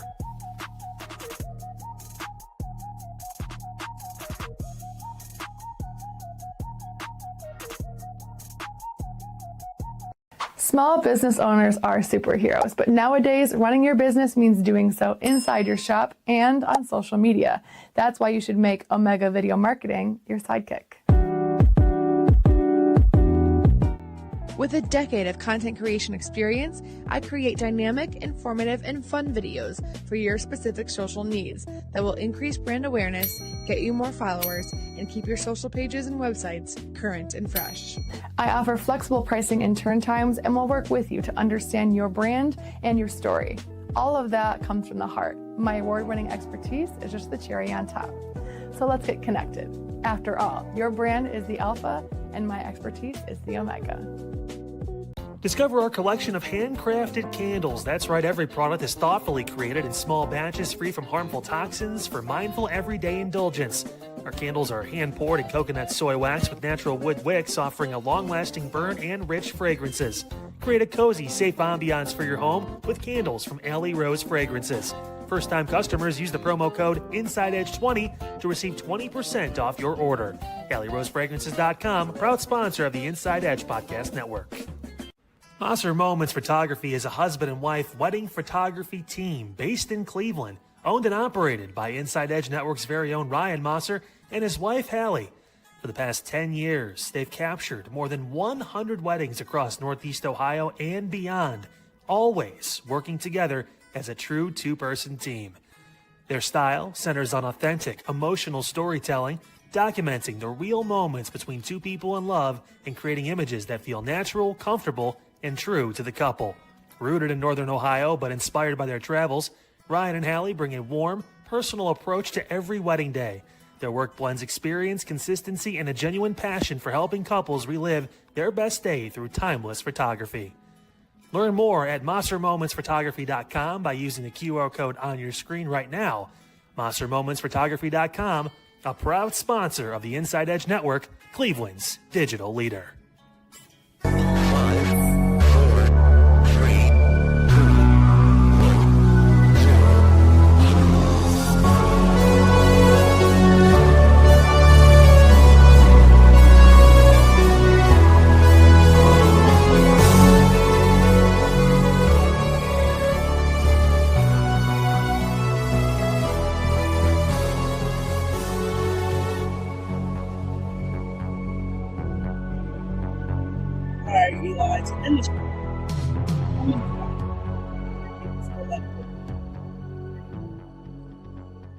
I don't know if you know this, but I have decided to foray back. I've decided to make my way back into dating, right? Now, I'm not telling any traumatizing dating stories. No, we will not be doing that on this. Okay. Even though something did happen to me the other day that I said, you know what, only this could happen to me, right? Yeah. But my biggest dilemma right now is, how do I not be mean to men? I can't not help it. They're so irritating to me. And today there was a guy who I've known for a few years. We rematched on a dating app that starts with a T. And the entire day I've been rage baiting him because it is like, I just can't not do it. I just think you got to find the right one, Autumn. I think I just think you got to find the right one. I mean, and it's hard, but like the weird thing about dating right now is like it's so terrible. It's terrible. Horrible. And I think like what I've learned over the weekend and, just thinking that, it was the last thought on my mind, but, I thought about, and I keep reflecting on Moon Bash, but like how happy I was just around people around me, like my bros, my family, my friends. And I think that's like the main thing I could give you advice for tonight. And you could take it or you could tell me to go leap off, and that's okay. But as your friend, I would tell you, I think just take time to focus on Autumn. I think, you have things to offer. I know it gets lonely. Autumn, I'm going to be very real with you. I haven't been in a relationship in general, like a solid relationship in, let's see, March of next year will be 4 solid years. I've had a few. I'm with you, brother, because it's been a while. Look, But I think just, but I think like loving yourself. And I mean that just friend to friend, vulnerable moment. I think loving yourself. The dating apps are fun. And I'm not telling you to stop. Believe me, I'm not telling you to stop. But I think there's something powerful, and you do a lot of fun stuff too. Like you go to you were just in New York, literally like what, 2-3 weeks ago. I mean, you're always out and adventuring and things. I give somebody a reason to remember why you're the prize. That's actually somebody, and that goes for any male or female out there, anybody. And I don't mean that, discourage. I know people get mad when you say male or female, whatever. But if you're a man or a woman out there or whatever, and you're out there and you're searching for love in a weird time right now. I guess my 28 years, I'll be 29 in 2 days. And at midnight, I'll technically be 29 in a day. But with that being said, I just think loving yourself and remembering you're the prize. That's actually what one of my bros had told me a long time ago when I first got out of my relationship, because I was on the dating apps and I was fooling around, and I'd find somebody and he'd always be like, okay, look, there was actually a time and there's still, I share my location with a few of the bros because I was venturing off to, hey, I'm going to Strongsville at 11:30 at night on a Friday because look, okay, we're being vulnerable here for a moment. Let's do judgment on Friday. But look, but like going out to like just trying to find some connection. I think that's where a lot of people are at with dating. Like, we have the fun, obviously there's the horror stories of it, but I think a lot of it is hurt people. And I think that's what it is. We don't know what everybody's going through. When I first got out of my relationship, I've shared it, I think, here on the network. And if I haven't, my ex was vile to me near the end. I mean, she lied to me about being pregnant. So I literally had a lot of baggage in terms of like trauma I was trying to unpack, and then still trying to go talk to other ladies. So I think that's where a lot of men are from a male's perspective.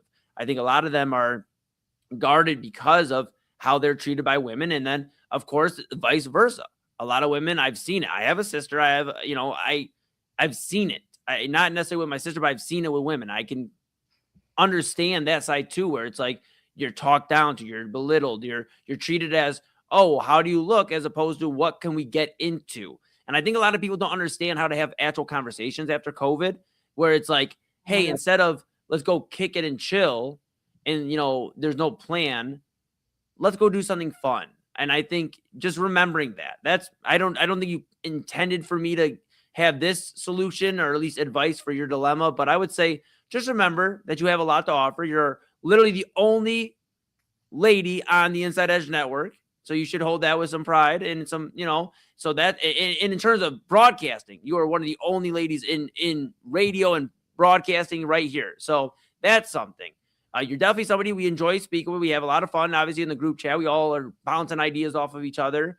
And I think you are somebody that somebody could actually trust in terms of listening to and having a conversation. Now, what it comes down to is messing through all the mess. And that's why I've kind of stayed away from the dating apps, since we've actually discussed about it a few weeks ago. It started bringing trauma back all the way. I'm like, I got to get away from these. But I just think like that, like finding a conversation. Like, I'll ask you this. This is my last question for you. And then I know you have some thoughts, and then I'll let you spiral out of control with your good and bad spiral. But I guess my question to you is, how often do you find yourself having a conversation with somebody at, it doesn't have to be a bar, but a restaurant, or like when you're out with people, how often do you find yourselves having more of a discussion rather than, hi, how are you?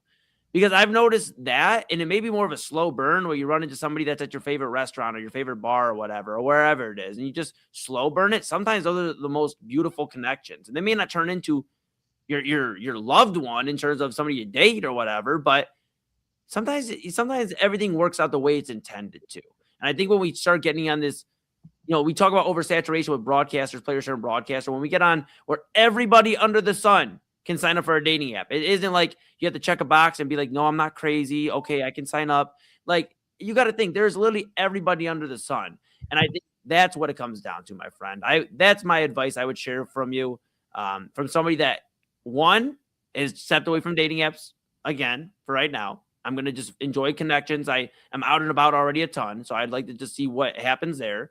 And two, I've also learned from, I guess, my parents, like, and people that are a little bit older, where it's like, back in the day, Autumn, like and I say, and Chad will be so pissed when he hears this back, but back in the day in the 80s and like 90s, like, like, Chad is going to be highly pissed. He's going to be highly pissed off. I'll probably get a text in 2 seconds here. But you didn't have like as much social media in these dating apps. You had to go out and meet people. You had to, like, my dad had to call my mom's house and be like, is so and so, is my mom asking for like my mom, giving her name. I won't give her name over the air, but is she available? And having to get the phone handed off to talk with her. I mean, like, that's like, it's just not the same anymore. So I think, I'm searching for whatever's left of a real love or connection in a world where it's so artificial. That's my story. Look, I'm in a place now where, look, I'm 31, right? 31. All my friends are in serious relationships, are getting married, or getting engaged, or having kids, right? And I took the last, I'm gonna say, about 3.5 to almost 4 years to really say, I had an experience that made me say, you know what, I need to take a step back, right? It's actually been 4 years. It's been almost 4 years now, to where I literally had to take a step back, and I was not on dating apps. I deleted them from my phone. This is the longest I've had dating apps on my phone, literally in probably almost 10 years, right? Yeah. But I'm at a point with dating that it's just not fun anymore, right? The reason why I took a step back is because it's not fun, right? When I say I can't help it, it's just like, things like, if you say certain things to me, like, I'm just like at a point where it's like I can't even play anymore. Like, the other day I was watching a video that was like, this girl was like, dating's not even fun anymore because you know how like men used to love bomb, like they used to love bomb so well that I believed it, right? They can't even do that well anymore, right? I can't even believe the love bombing. I'm like, you just like, your presence irritates me. So when I'm saying I have a dilemma of like not being mean to men, I don't really necessarily want them to like me at this point, right? Yeah. Right. I'm at a point now where it's like, I just want you to have a common sense conversation, even in public, when maybe I'll get approached somewhere.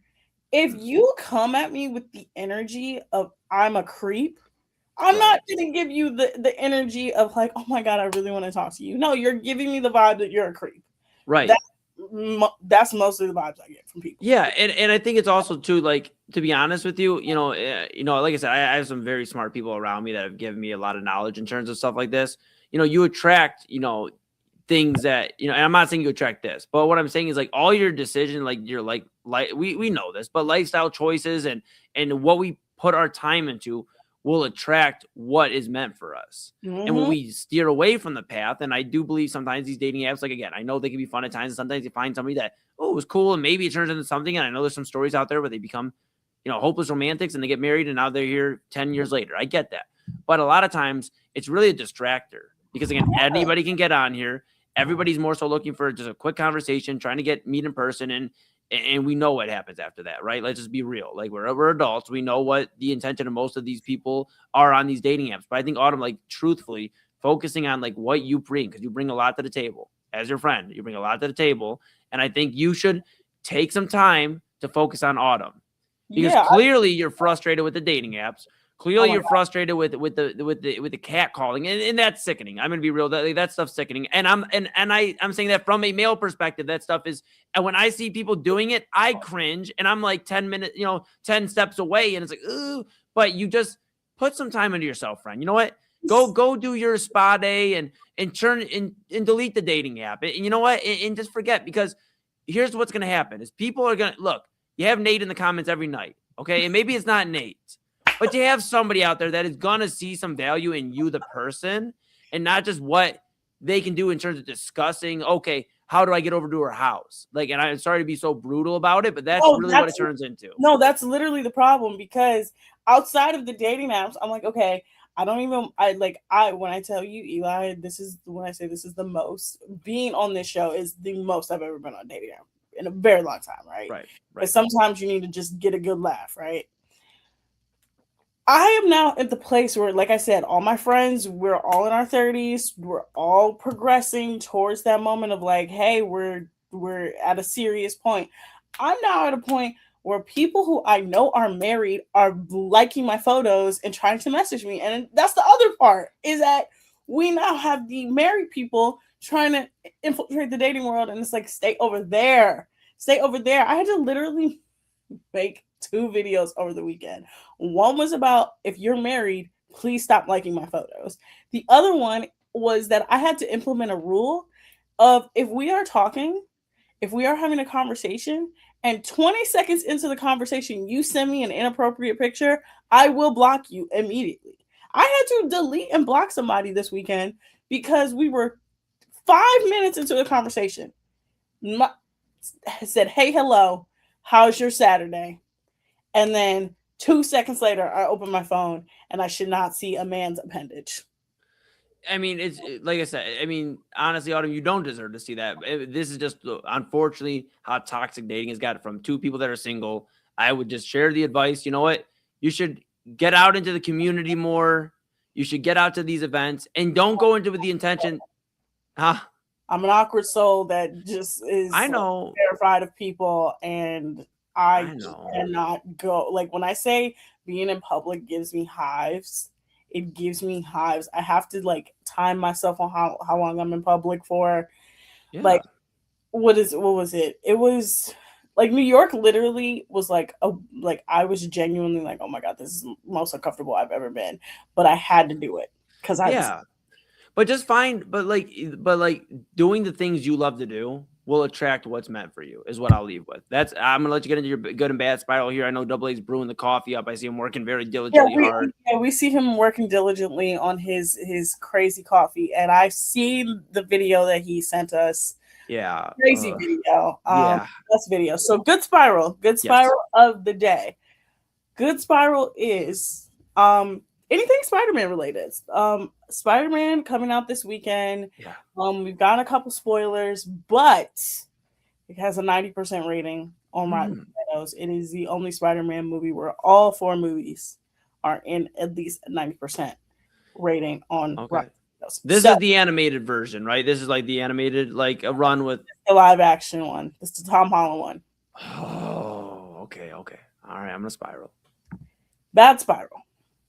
The spiral that you don't want to go down, the road that I'm like, please don't do this. Unfortunately, it will have to be Aaron Rodgers and his wife. I don't know who he's fooling. We have not seen this lady.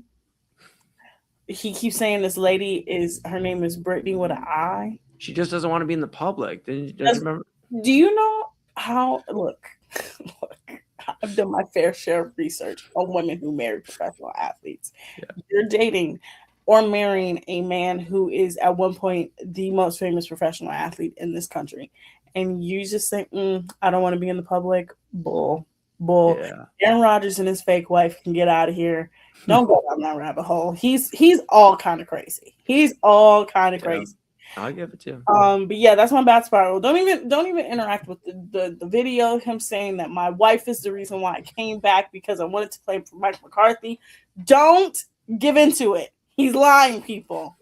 But he met his family again over the past weekend. He got the. All right, Autumn. I'm gonna switch to studios. All right, that's all. Yeah, you heard Autumn. You heard Autumn. I'll just shut the fuck up. All right. Tomorrow. Because you'll be off. So double yeah. And I will be on tomorrow at 10 o'clock. So at 10 o'clock, people, you will not see Eli's face. He will get a much needed day of rest. I appreciate that. Rest, people. I'm trying. Something, honestly, tomorrow we probably will go back to Love Island because right as we will be on the show, Watch What Happens Live will be airing, and it'll be the first joint interview between the top 2. So we'll talk about that while we're on air. We'll probably talk about a host of other things, a host of crazy things that Double A wants to talk about. But I will see you guys tomorrow. Actually, you know what? Pull Double A up. I sure will. Absolutely. It gives me a minute to get situated here. You go ahead. Say hi to the guy. Hi, Double A. Hi, Autumn. What's up? I'm tired. I'm dragging. My mic doesn't work, so now I got to get a new mic. My contacts is dry. I got people sending me inappropriate photos 20 seconds in. I got a man telling me, well, I thought you liked me. If I didn't, telling me I wasn't interested in him. And I said, we literally spent an entire afternoon together. What do you mean I'm not interested in you? How's your day? Double A? How's your day with, that one lady? She was not there today. So I'll give you a follow-up tomorrow if she showed up. I told you I will not let one bad experience impact my fitness journey. That's right. I told That's right. you. That's It right. will not happen. Mm-hmm. But that really bothered me yesterday. I'm not going to hold you. That really bothered me. I could tell when you were like, yeah, I saw her. And she just was there. I'm like, oh, Yeah. okay. Just her presence, because this is, you know what? This is probably where the, you hope you don't run into the dating field in the same gym, same church, same workplace. I get it now. I understand. I get it, because that woman know what she did. That woman knew exactly what she did. Yeah. Especially, and here's the thing, coming off of the weekend I just had, that was a test. I'm like, that was a true test. I'm like, Well, I'll tell you this. This is my last point. I'll let Autumn say goodbye to the audience, and we'll get into, of course, Midnight No, Run. I have one final question for Autumn after you Perfect. go, Eli. Okay, that'll be very quick. All I'll say is really what completely stopped me from all the dating apps and everything is I was like, all right, I obviously had like a little situation for a week or two after, not right after, but after, I got out of my relationship. I was like, all right, test the field again. You know what? Go back to the drawing board. This is the girl I talked to before in the past. We haven't talked in a while. It's okay. So, we linked up, we had a good time, whatever. And then it didn't work out after, whatever. But I'm like, we ended cordially. So I'm going to reach out to her on Facebook. I sent her the friend request because we had deleted each other. She accepts it in like 10 minutes. I'm like, oh, I'm in there. I am in there like swimwear. Now, when I mean that, folks, I don't mean I'm just going to go out and ask her to boom room it. I'm going to ask her to, let's go have a conversation. Like we just talked, Autumn and I, we talked about having dialogue, conversation, finding out what they like. Okay, that's what we're going to do. And I reach out, we're checking out how she's been. She's like, oh, good. How are you? We're discussing. I go, what's been new? She goes, oh, we just got the house, so I got everything I want. The man, the dog, the house. And, yeah, she said the man. So she's a little bit further. Autumn, we were just talking about, we're getting into our 30s. I'll be 29 here in about a day. That was the end. That was when I locked in. I said, I got to lock in on me, man. I got to lock in on me. Like that's where I'm at. Double A, back to you. So, Autumn, question for you. Who do you think had a worse day? Guardians fans watching Gavin Williams handle business with record strikeouts, what he did today in game 2 of the doubleheader, and then our offense looking like they have seemingly my entire life, consistently trash. I'm like, okay. Or the person who went to Popeyes and allegedly found a fried condom in his chicken. Oh my! I think because if I found a fried condom in my chicken, it would be that person. The Guardians their offense has struggled mightily for a very long time. But if I went to Popeye's chicken and I had my mouth set on some chicken, I had my mouth set on a nice 3-piece with a biscuit and a side of mashed potatoes. Okay, Autumn, chill. I'm getting hungry. Okay. If I bit into my chicken thigh, my chicken breast, my wing, whatever, and I pull something out and it's a fried condom, I will own that Popeyes by the end of the week. Yeah, I believe her. I believe her too. Now, that Popeyes will be under my jurisdiction. Now, I know typically when people watch this show, people think I make up stories sometimes. This is not a made-up story. No. We got video we're going to play for you. We have reaction from a Houston Popeyes. A victim allegedly found a condom fried in his chicken from Popeyes. Why did you say it so serious? A victim.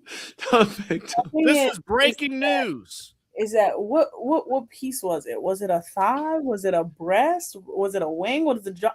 We have video to answer that question coming up next. I will see you guys tomorrow.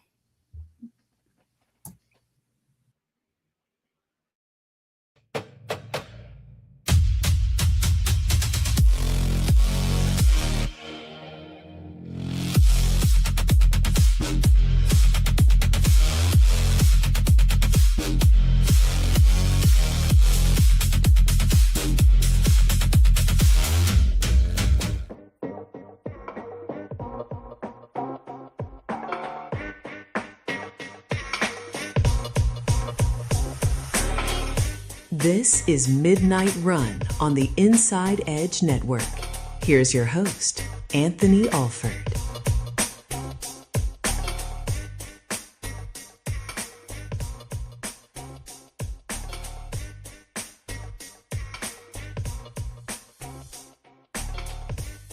Do you remember how you felt the night before a field trip?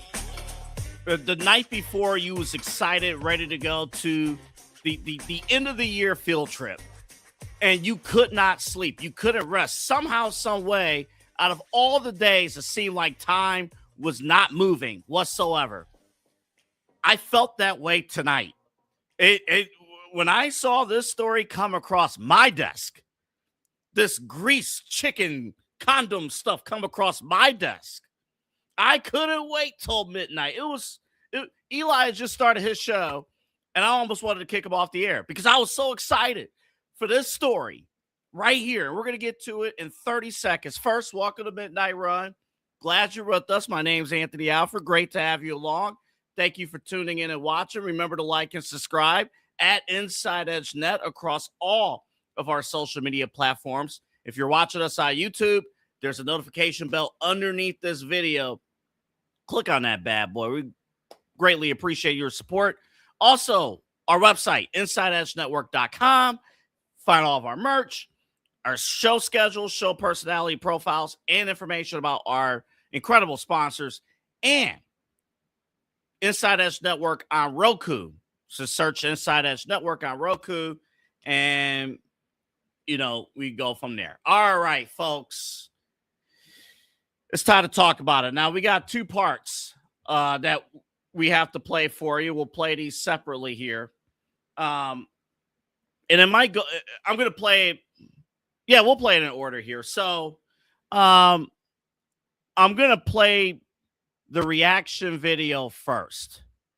And then the second part, you'll actually see the chicken. So in Houston, sometimes you see these stories, you're like, wait a minute. There's no way this is a real story. There's no way. But yes, this is a real story. This happened. This is what it is. So a man ordered Popeyes like normal. I should say like normal. Maybe it was a one-time appearance, whatever. And he opened up his Popeyes. He's opening up the chicken. And we'll answer Autumn's question here shortly. He opens up the chicken. And he pulls something out of the chicken, and it's a little stretchy. And it's not the meat. It's a little stretchy. And allegedly, and we're going to be careful here, allegedly, this young man discovered a condom that was fried into the chicken from Popeyes. We have reaction. A couple of activists, we'll tell you who they are here shortly. A couple of activists got word of this story down in Houston. Here's what happened when they, it was actually like a 20-minute video. We cut it down to like a minute and a half. Here's what happened while they were inside confronting the manager of Popeyes in Houston. Call the GM, need to call the owner, need to call corporate. He even had to go brothers to the and sisters. emergency room behind Be careful what you eat in this Popeyes. I would not be ordering none of this damn chicken. The chicken is coming with used condoms in it. The chicken had used condoms in it. Don't you order none of that chicken. Get your money back. My concern is if you eat this chicken, you might want to decide if you want to swallow or spit. Yeah. But that's how sick and nasty it is eating this damn Popeyes. The boy went to the emergency room. We got everything. Police report, everything. Y'all better go to another Popeyes chicken. So if you they choking chickens in here. If you like eating chicken with condoms in it, step right on up and get your two-piece of special. Make sure you get a Trojan special. Step right on up. And they thought it was funny. Matter of fact, we'll show you the video. Where's that video? I got it right here. Y'all come take a look at the video. Come look at it. All you customers. He's got to break it out. Look at it. Look. Condom in the chicken. Look. Look at this nasty, filthy shit. Look at this. You don't know whose DNA you chewing on in Popeyes today.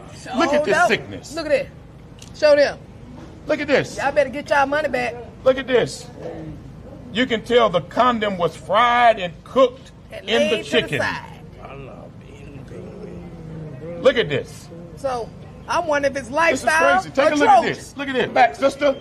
Who over here don't get getting the chicken. freaky? Somebody's in the back doggy styling the chicken. They doing some And so, freaking stuff. Need to be careful getting this They chicken up doing in here. more than choking chicken. They pumping chicken, pumping it up.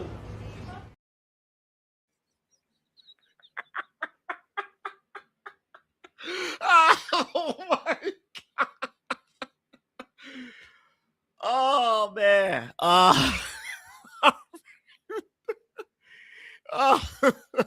Yeah, that was video. And those activists there, that was Quanell X and Dr. Candace Matthews. Again, this is down in Houston, the Houston Popeyes. Allegedly, I guess those are chicken tenders. And they found, oh my goodness. We're going to play the second part of the video here shortly. I'm going to bring Eli.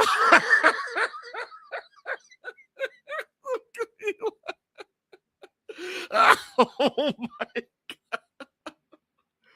God. Eli, you're not running from this story, buddy. Come on in. Double A. Activists at the Popeyes. Activists, Quanell X and Dr. Candace Matthews pulled up, and this is according to Shannon Sharp's burner account. Shannon Sharp's burner parody account. Quanell X and Dr. Candace Matthews pulled up to a Houston, Texas Popeyes chicken after a customer had found a used condom inside of his chicken. And the quote here says, "Be careful about what you eat in this Popeyes because we don't know what freak is back there doggy styling the chicken."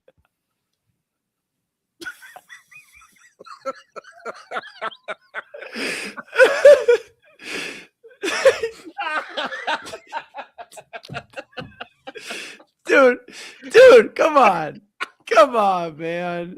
Come on, man.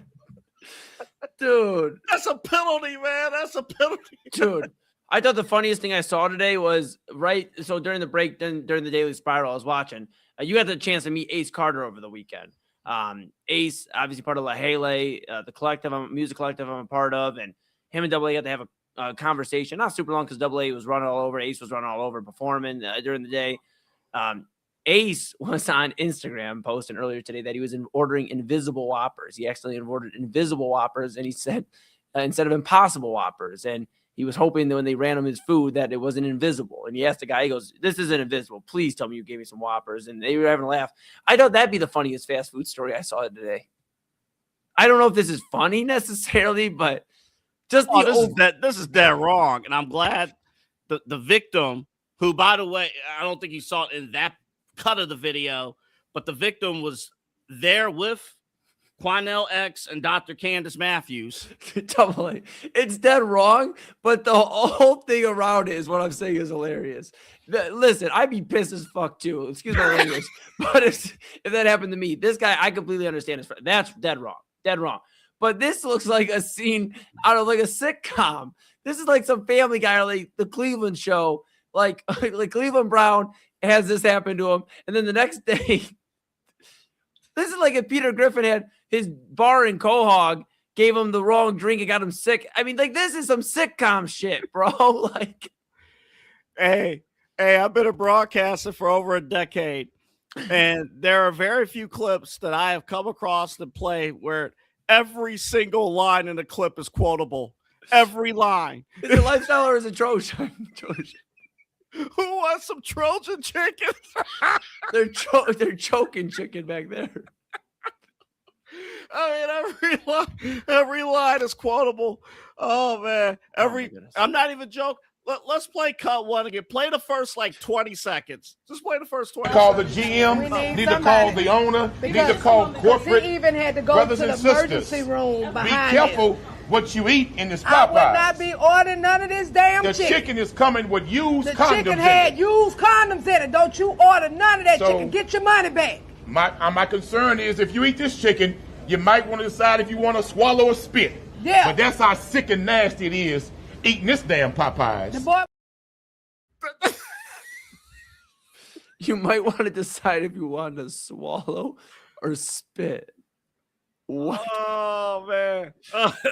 You want it unhinged, folks. Here it is. So the gentleman on the right, that's the victim. That's the one who you saw in the video opening up the chicken. Pulled. Oh, my bad, guys. Viewers' discretion is advised with this segment. Yeah. Oh, no. I mean, damn, if you're up at 12:20, I mean, what the hell do you expect? Yeah. So the victim's in the video. This is like, real quick, this is like your Bosnia. He's the one who pulled the condom out, allegedly the condom out of his chicken. Go ahead, Double A. No, you're okay. I'm sorry to interrupt, but this is like, back to the viewer discretion, this is like almost as bad as your Bosnia clip.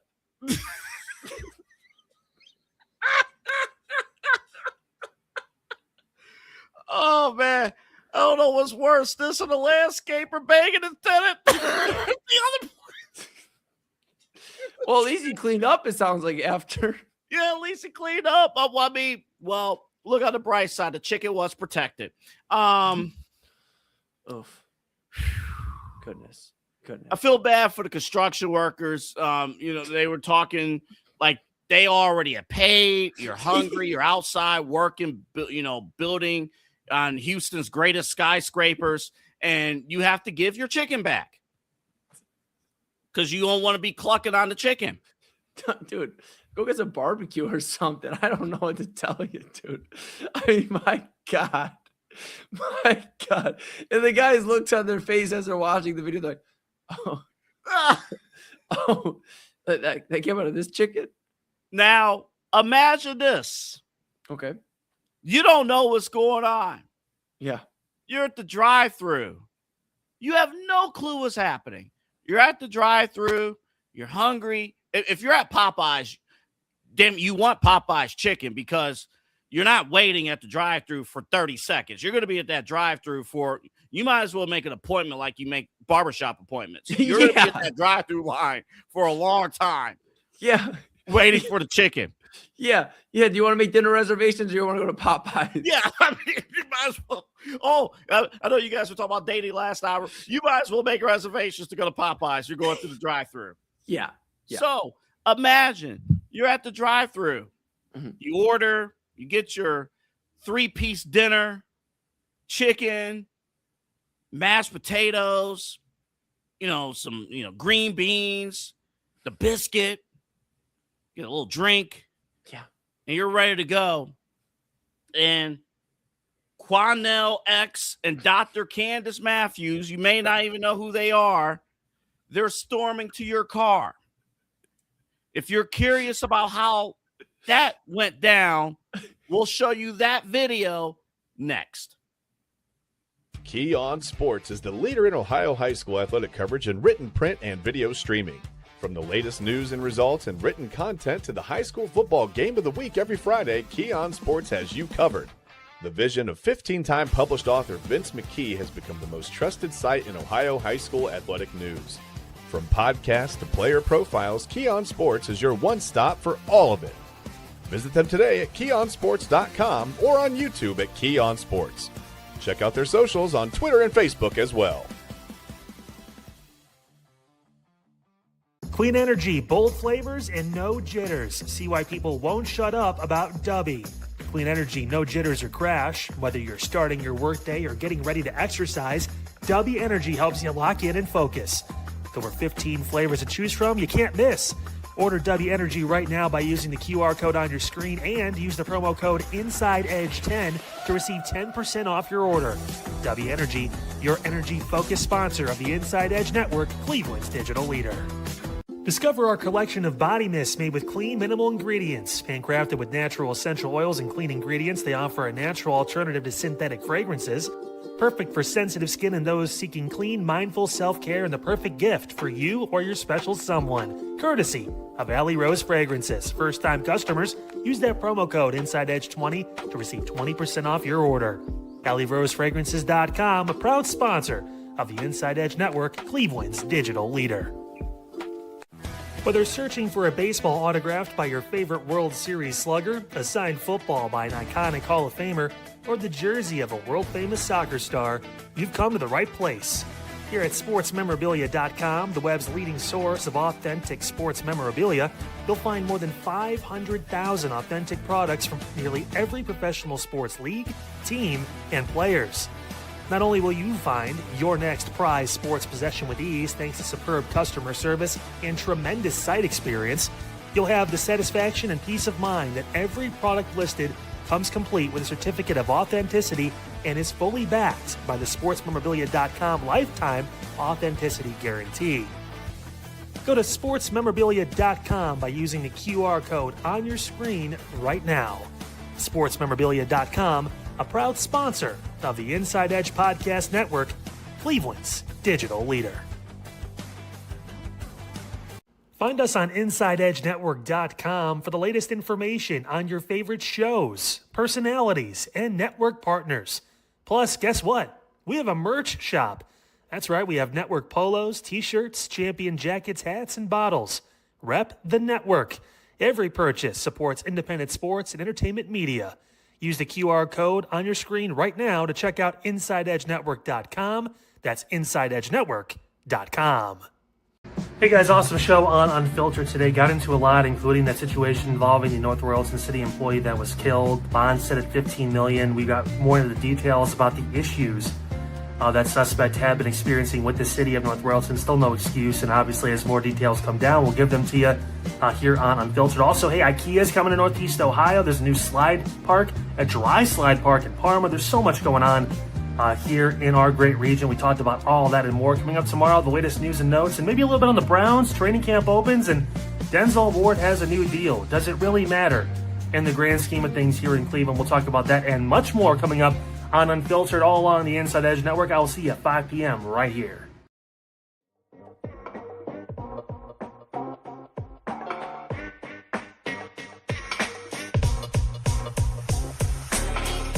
This is Midnight Run on the Inside Edge Network. Here's your host, Anthony Alford.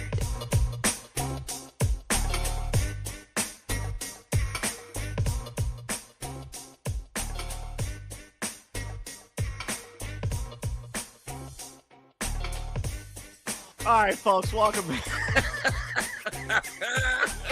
Welcome back to Midnight Run.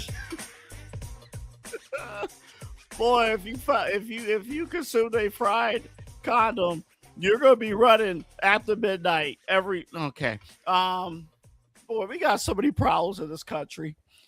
Explosive diarrhea. You would think that all the cause of it is lettuce. I don't think lettuce is the cause of explosive diarrhea, folks. All right. If you're just joining us, we are recapping a story out of Houston. Allegedly, a gentleman in Houston found a condom that was fried. Allegedly, it was a condom that was fried into his Popeye's chicken. This is down in Houston, and this is one of the more stunning stories I've ever covered, ever. Also, later in the show, we're going to talk Tony Romo. We're going to talk Guardians, and I think I had the Browns in the rundown. The Browns can wait. But we have other stuff. We have this or that coming up. Oh, we got this or that. Patrick Mahomes, you can see who he's facing today on this or that coming up later on. But a fried condom allegedly found inside Popeye's chicken in Houston. Now, before we show you the drive-through reaction, because here are the characters again, Quanell X and Dr. Candace Matthews. They got word of what happened. The victim had to go to the emergency room to make sure he was good, because, and after consuming after consuming parts of the chicken. So what we did not play for you, which I have for you right now, is the initial walk-in. It's Quanell X and Dr. Candace Matthews speaking with the manager at Popeyes. I'm going to add it to the stage here, Eli, and I'm going to play it for you right now. I'm going to play like 90 seconds, and then the rest of the video is what we've already seen. So here are Quanell X and Dr. Candace Matthews confronting the manager at Popeyes at Houston over the situation. Are you the manager? Yes, sir. How can I help you? We need to talk to you about a very serious situation. Okay. Extremely serious. This young man, where's my young brother? Come here, young brother. This young brother was sitting here eating with also a member of his family not too long ago, this weekend. He broke open his chicken. He bought the chicken from here. He sat down in here, opened up the chicken, and the chicken had a condom in it. A condom. There's the video right there of them opening the chicken, and you can tell the condom was cooked in the chicken. If you look at the whole video, it was cooked in the chicken. When they came up here to speak to you all about it, they laughed at him. They thought it was funny. Do you know what time it was? I was in. What time was it, young brother? It's on the receipt. Here's the receipt. Here's the receipt. Why the police were not called and notified that you have some freak in the kitchen? Because that was cooked in the chicken. So you got some freak in the back, in the kitchen, playing with himself and choking the chicken and stroking the chicken at the same time. This is a sick individual. We don't know what diseases is in the condom. So again, we don't know what germs. Call my DM. I'm not sure if it was. You need to call the GM. You need to call the owner. You need to call corporate. He even had to go brothers to the and sisters. emergency room Be behind careful what you eat in this I will Popeyes. not be ordering none of this damn The chicken. chicken is coming with used The condoms. chicken had used condoms in it. Don't you order none of that So- chicken. Get your money back. My concern is if you eat this chicken, you might want to decide if you want to swallow or spit. Yeah. But that's how sick and nasty it is. Okay. All right. So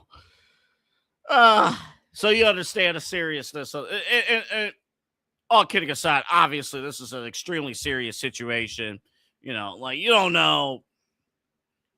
You can have 999 phenomenal experiences at fast food and things like that.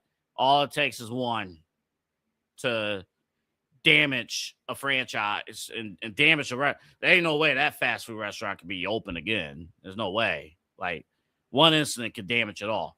Now I did tease earlier. First off, Eli, come back on the screen, buddy. So you heard what they said to the manager. You saw what was happening there. She was smiling a little bit, kind of shitty by her. She was smiling. Yeah, this is pretty. I know it's very ridiculous, and again, I don't come down on service workers, especially fast food. Working fast food is one of the hardest jobs, period. So I'm not even going to come down at all. But this is pretty serious stuff, man. It's so out there. I think you're just stunned at like how could this happen? This wasn't, during her shift. Like, whoa, what's going on? I'm surprised Kyle didn't take this story for his own. I'm surprised this got the midnight run. Well, this broke after his show. Oh, this broke. That's right. You said that. Okay, yeah. So Yeah. hey, look at that. Look at that's the beautiful thing about doing the evening shows, Kyle. Sorry, we got this first, buddy. Dude, we're 33 minutes in, and I still don't know what the fuck is going on with this. So we're sitting here dumbfounded, and I'm presenting Eli with this story for the first time on the show. Imagine you're at the drive-thru. Oh no. And again, you're at the drive-thru at Popeyes, 7-piece dinner. I upped it. 7-piece spicy chicken dinner, mashed potatoes, loads of biscuits, fries. They got great fries, by the way. They do. They just don't find a condom in them. It's a little silky. Oh no. So is this French silk? Is this a French silk fry? I did not want the dry rub here. Yeah. Didn't know that was an option. Yeah. No. We wanted this protection free. We hope you ordered the protection plan. From a fast food restaurant? I thought that was cell phones. And these two, Quinell X and Dr. Candace Matthews, I believe the video is from there. I've seen this video. I know typically we cite the videos where they come. I've seen 2,000 different variations of this video. I honestly do not know who gets proper credit. I apologize. But they're in it. So if you're watching this and you're like, wait a minute, where's my credit? Let us know. We'll give you credit. These two come out to your car. Yeah. While you're waiting. You have no clue any of this is happening inside the restaurant. Let's play what happened. This is Popeyes L2. Take a look.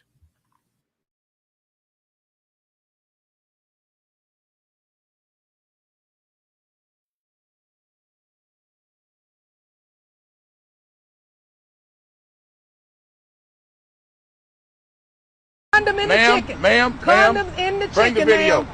Ma'am, Condoms in the chicken. the young man discovered a fried condom in his chicken. And he had to this go to weekend. the emergency room. A fried condom inside the chicken. Get your money back. The chicken that you eating, be very careful. You don't know what you might be consuming. That's right. Look at this freak. There's a freak in the kitchen putting condoms in the chicken. Chicken strips. And I mean, this is a whole nother level of choking and stroking the chicken here. Yeah, it is. This is a whole nother level. Whole nother level. So be very careful if your chicken tastes with some unseasoned, unsavory flavor. That's right. You might want to give it back. I wouldn't eat from here. I wouldn't either. I'll go on, sis. See, get your money Bring back your in this receipt. place. Get your money back. Y'all work too hard to Because be you running don't, around you here don't, eating you don't know condom what chicken. you don't know what the hell you Get really over here. eating. Come take care of your business. Come on, come on, Miguel, whatever your name is. Get your ass over here and get that taken care of, brother. That ain't right. Hell no, y'all work too hard to be eating condom chicken. Kind of freaking mess they got going on in here. What kind of freaking chicken shit y'all got going on in here? Everybody want to be quiet. Don't nobody want to say nothing. We got direct video. That one I can't do anything about it because it's online order. I don't have access. Give her money. Matter of fact, this lady's getting a refund. They getting a refund. Yeah, got to be some refund activity Get this going refund on. activity. The refund activity. I believe that's video courtesy Rap House TV. It looks like had that and others. The refund activity. Get the refund activity. That's your lunch break, man. I know, and some people only get 30 minutes. So that's right. That's a 30-minute lunch break. And 28 minutes is gone because they probably waited on the chicken. They're waiting on their coworkers. They finally got it. Like, okay, cool, we can eat now. And then this happens. Again, not blame the activists did what they needed to do. They handle business. I don't blame them one bit. But I'll tell you, Cornell was taking care of business because she goes, "Come here over here, Miguel," or whatever your name is. She wanted to smoke with everybody. She was with it. Man. She was brought in for one intention. The doctor was brought in there to kind of like guide the way. She was brought in there to do one thing and one thing only: raise hell. Man, and she did. And I give her props because, damn, I want somebody fighting for me like that. How does that happen? How does that happen? Intentionally.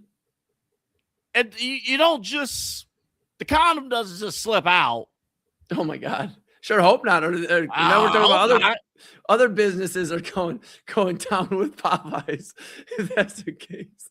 I mean, my goodness, what are we doing? Man, there's no way that Popeyes, and this is in Houston, they can't reopen. No, and I'll tell you, I go to Texas quite a bit. I will never stop at a Popeyes in Texas again. Texas. And I love Texas. I love all my great peeps there. I will never stop at a Popeyes again. I will make sure everybody knows, especially if you're in Houston. I don't care what Popeyes it is. Don't trust it. You know, I feel bad because after talking about the story, I kind of want to go to Popeyes. Dude, imagine imagine that dude didn't run into all this. He finds and he's like, "Oh, well, hey, come in handy because, I was going to get some action tonight. Now I don't have to buy a oh." It was from Chicken Strip. It was a chicken strip. I don't know how you do that. That's like intentional. That's somebody that didn't want to be there anymore at the job. And that's like the dangerous thing with like fast food. Like you talked about that. That's the dangerous thing with any job, but like fast food, especially because somebody could be like, "I'm out of here in 2 days. I really don't care how I make this food or what I do." And unfortunately, some of these people don't understand that those are crimes if you do something like this. Yeah, that's a big point. Thank goodness that victim kept the receipt. Right. Because on that receipt, you have the time, the date and the time when that was ordered. Yep. So you're going to be able to, the police are going to easily, and Popeyes, they're going to easily be able to track who worked that shift and who was the cook in that shift. Yes. And that cook might be going to jail. Right. Yeah. Forget it not having a job. Like you're like, you might be in a different orange, not Popeye's orange, in jail orange. Like that's just what it is. Like crazy, man. Crazy. I mean, all joking aside, I would be irate, bro. I mean, it would literally be, you want to talk about like calling it a week? It could be Sunday, Monday, Tuesday, Wednesday, whatever that happened. You got to call it a week. If you're that guy, you got to call it a week. You got to call your job and say, I got to take the rest of the week off. You'll never believe what happened to me. I can't believe this. I just. Yeah. You got to go to the hospital and see, because, I mean, some of that, he consumed some of that chicken. Yeah. I mean, so the chicken was already opened up. You know, it's chicken strips. And he took a couple bites. So you don't even know, because that particular material, it's not just, if you understand that it's not just the material itself. There's, so the whole chicken is cross-contaminated. Yeah. Like, and my fear is go to the hospital, check yourself out. Yeah, and my fear is we don't know if it was used or not, or we just know it's fried. So at that point, you don't have any idea. And I mean, who cares if it's used or fried? I mean, you shouldn't have that thing in there, or used or fried, used or not used. Shouldn't care about that. But I mean, my goodness gracious, dude, this is insane, bro. This is absolutely insane, man. It's like, the great people of Houston are wondering if their Astros are going to get into the playoffs, what the Texans are going to look like with CJ Stroud under center this year. They're trying to figure out what the Rockets are going to do to maybe make a run in the Western Conference. And then this shit happens. It's unreal. Well, because Popeyes is a staple. It is. Wait, dude. Oh, my God. Dude, I'm sorry to interrupt you. I just thought about this. This is why Chad didn't put him on the top 5 chicken sandwich. Oh, my goodness. Unbelievable. Now it's all full circle. It's all full circle. It's all full circle. Chad B's off the list. Yeah, he's good now. He's good. But he won't be able to celebrate it because he's on vacation this week. Exactly. Exactly. No, we won't tell him. You see how it all comes full circle. But it's little things like, man, one thing at one location can impact the entire like that is nuts, man. That is nuts. But I hope everyone is okay. I know it's a huge inconvenience, but dude.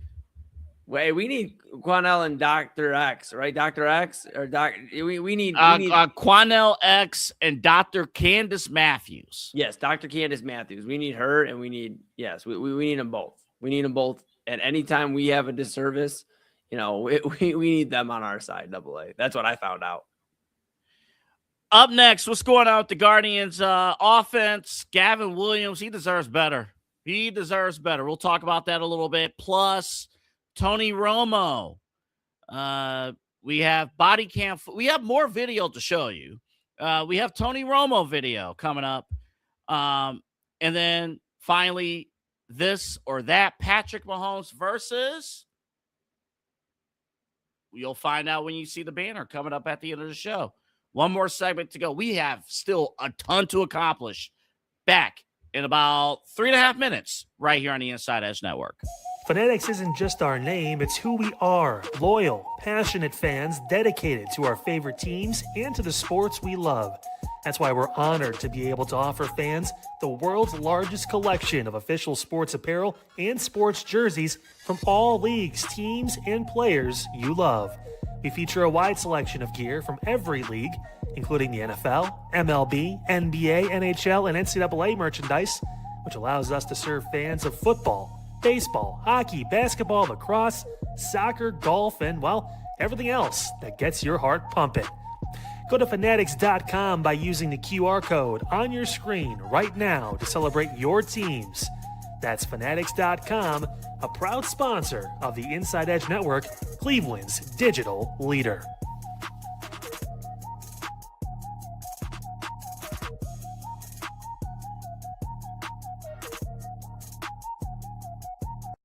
Small business owners are superheroes, but nowadays running your business means doing so inside your shop and on social media. That's why you should make Omega Video Marketing your sidekick. With a decade of content creation experience, I create dynamic, informative, and fun videos for your specific social needs that will increase brand awareness, get you more followers, and keep your social pages and websites current and fresh. I offer flexible pricing and turn times and will work with you to understand your brand and your story. All of that comes from the heart. My award-winning expertise is just the cherry on top. So let's get connected. After all, your brand is the alpha and my expertise is the omega. Discover our collection of handcrafted candles. That's right, every product is thoughtfully created in small batches free from harmful toxins for mindful everyday indulgence. Our candles are hand-poured in coconut soy wax with natural wood wicks, offering a long-lasting burn and rich fragrances. Create a cozy, safe ambiance for your home with candles from Alley Rose Fragrances. First-time customers use the promo code InsideEdge20 to receive 20% off your order. AlleyRoseFragrances.com, proud sponsor of the Inside Edge Podcast Network. Mosser Moments Photography is a husband and wife wedding photography team based in Cleveland, owned and operated by InsideEdge Network's very own Ryan Mosser and his wife, Hallie. For the past 10 years, they've captured more than 100 weddings across Northeast Ohio and beyond, always working together as a true two-person team. Their style centers on authentic, emotional storytelling, documenting the real moments between two people in love and creating images that feel natural, comfortable, and true to the couple. Rooted in Northern Ohio but inspired by their travels, Ryan and Hallie bring a warm, personal approach to every wedding day. Their work blends experience, consistency, and a genuine passion for helping couples relive their best day through timeless photography. Learn more at MosserMomentsPhotography.com by using the QR code on your screen right now. MosserMomentsPhotography.com, a proud sponsor of the Inside Edge Network, Cleveland's digital leader.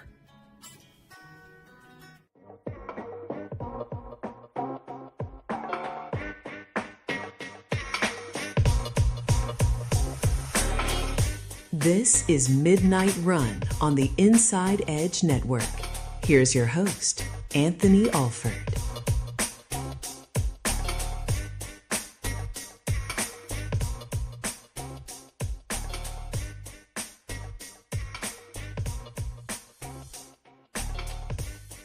All right, welcome back to the show, everybody. Quick programming note for tomorrow. This is for tomorrow only.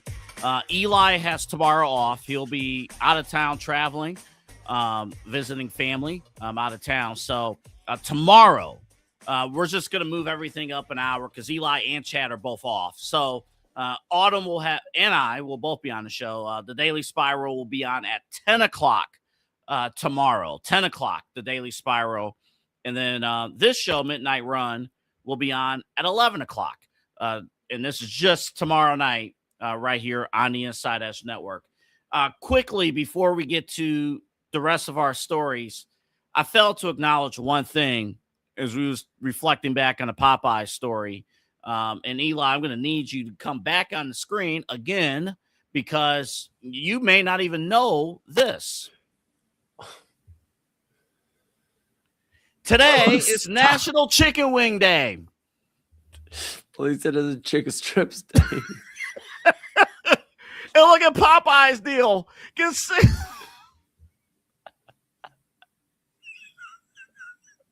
Oh my God. Does it say get a free condom? No, okay, it doesn't say that. Okay, no. Okay, oh my. Oh, man. Body. Oh, man. Oh, my goodness. Oh, I July 29th is National Chicken Wing Day. Get these deals, Wingstop, Speedway, 7-Eleven, Pizza Hut, B-Dubs, Hooters, Popeyes. So enjoy. Yeah, I just sometimes the world is a beautiful thing, but how the way it works out, I don't know, bud. I don't know. Back to you. You got a lot to get into here. What if I told you Gavin Williams is the first Major League Baseball pitcher to have 11 plus strikeouts and 4 straight starts Hasn't been done since Shane Bieber back in 2021. And what if I told you Gavin Williams has been on a by the way, he leads the American League in strikeouts. He has recorded 11 plus strikeouts. Yeah, we just said that. 4 consecutive starts. Lights out his last 2 starts, especially. And we were shut out both games. There it is. Look at that. 14 innings pitched, 23 Ks, 0 wins, and we were shut out today. I'm not going to spend too much time. First off, kudos to Gavin Williams. He is emerging, and it's like you take one great thing and then. So let me get. This is the funniest thing about baseball. Was it Chase Burns, who's like balling right now? He's dueling right now with Cincinnati. He has a bright future ahead of him. We rock his world in game 1 of the doubleheader today. And then in the nightcap against guys from, I don't even know where Cincinnati's minor league competes. That's a bad job out of me. But against their kids, we get shut out. Explain that to me.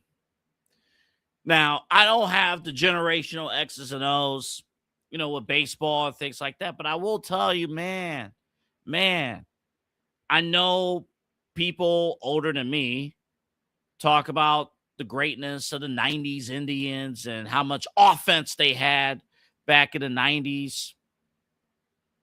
My Cleveland Indians / Guardians, we haven't generated, consistent, watchable offense. I said consistent, watchable offense seemingly in 20 years. I mean, what are we doing? What are we doing? And Riziki brought up a great point on Main Event this past Sunday, which we broadcasted live from the Brothers Lounge this past Sunday at Moonbash. And, he brought up the term guards ball. We take pride in guards ball, but it came from the fact that Terry Francona had to utilize getting on base and little things, stolen bases and things like that, because we couldn't hit. And we use this as a cool marketing tool, but it's pretty frustrating when you have elite pitching and you see what Gavin Williams is doing.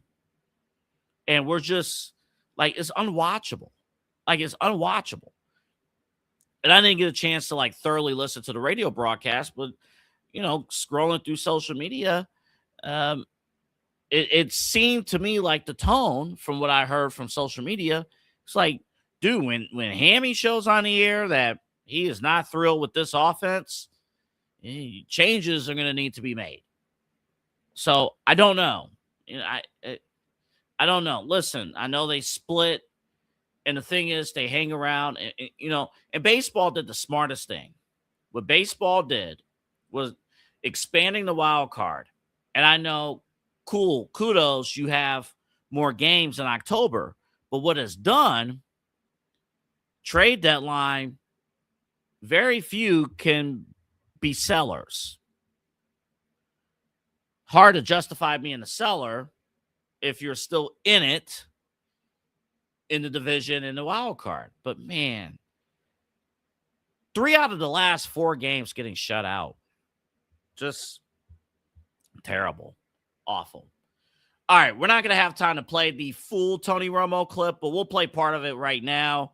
Of course, Tony Romo as the former quarterback of the Dallas Cowboys, and over the last almost decade now, the lead analyst for the NFL on CBS.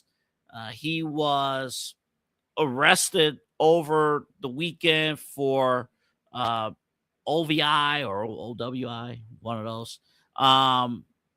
And TMZ, of course, timely, they released body cam footage that was leaked to them. So we don't have part 1, but part 1 is like a 6-minute clip where he was initially pulled over on the freeway on the side of the bridge.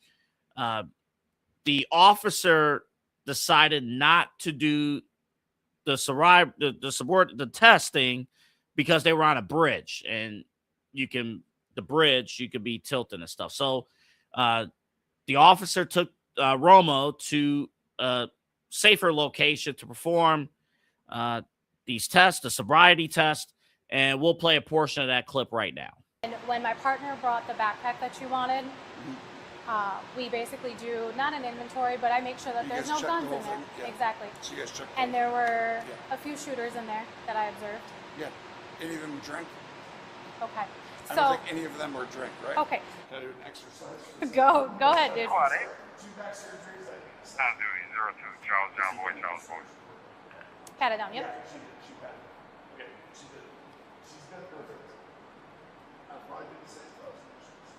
Okay. Any head injuries? Excuse me?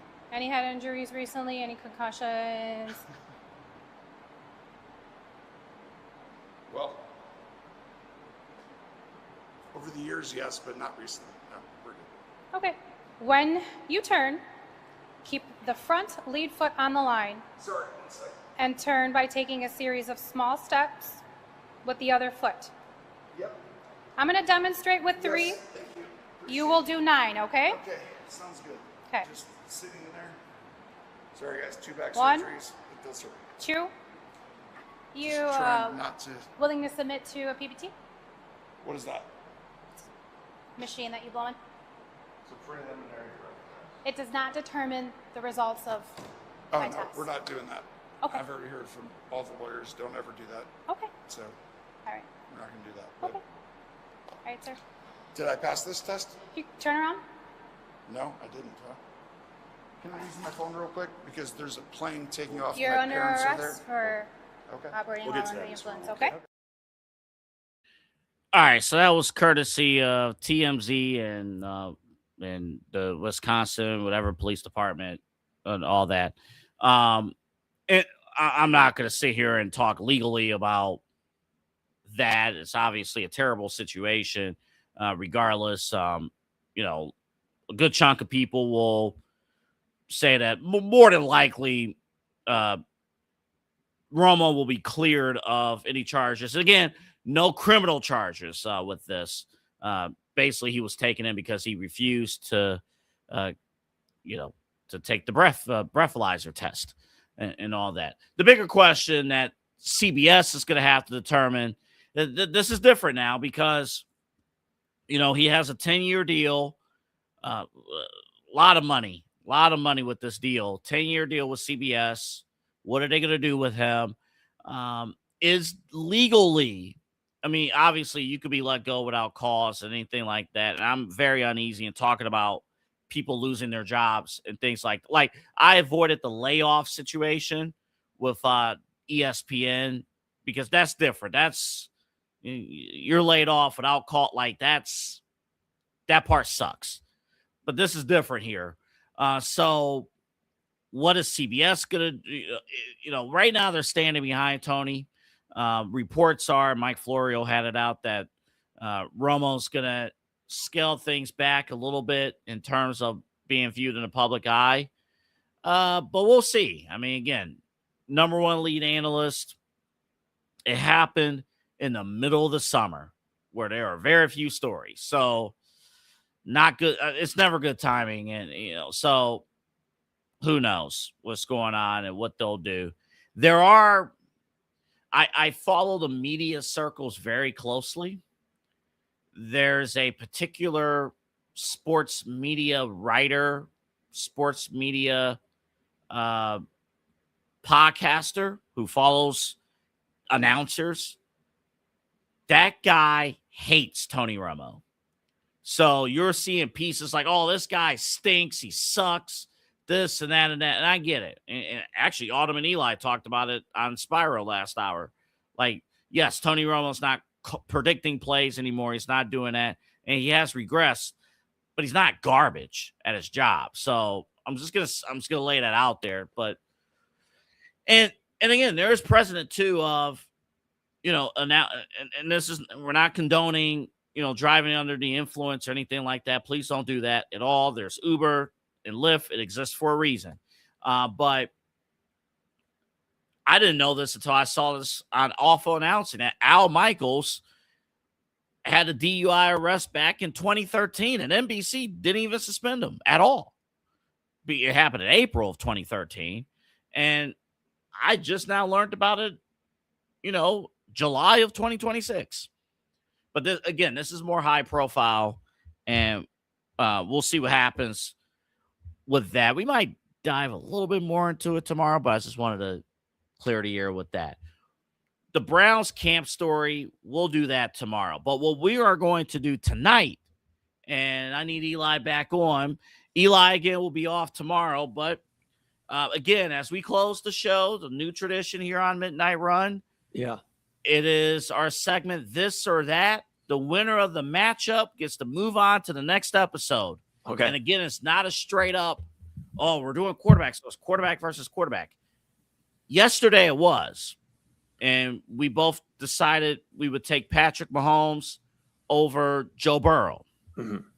Now, today's matchup, a little bit different. Okay. Let's go ahead and show the banner what today's matchup is.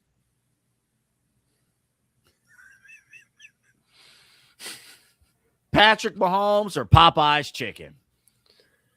Popeye's chicken has such a good legacy across the United States of America.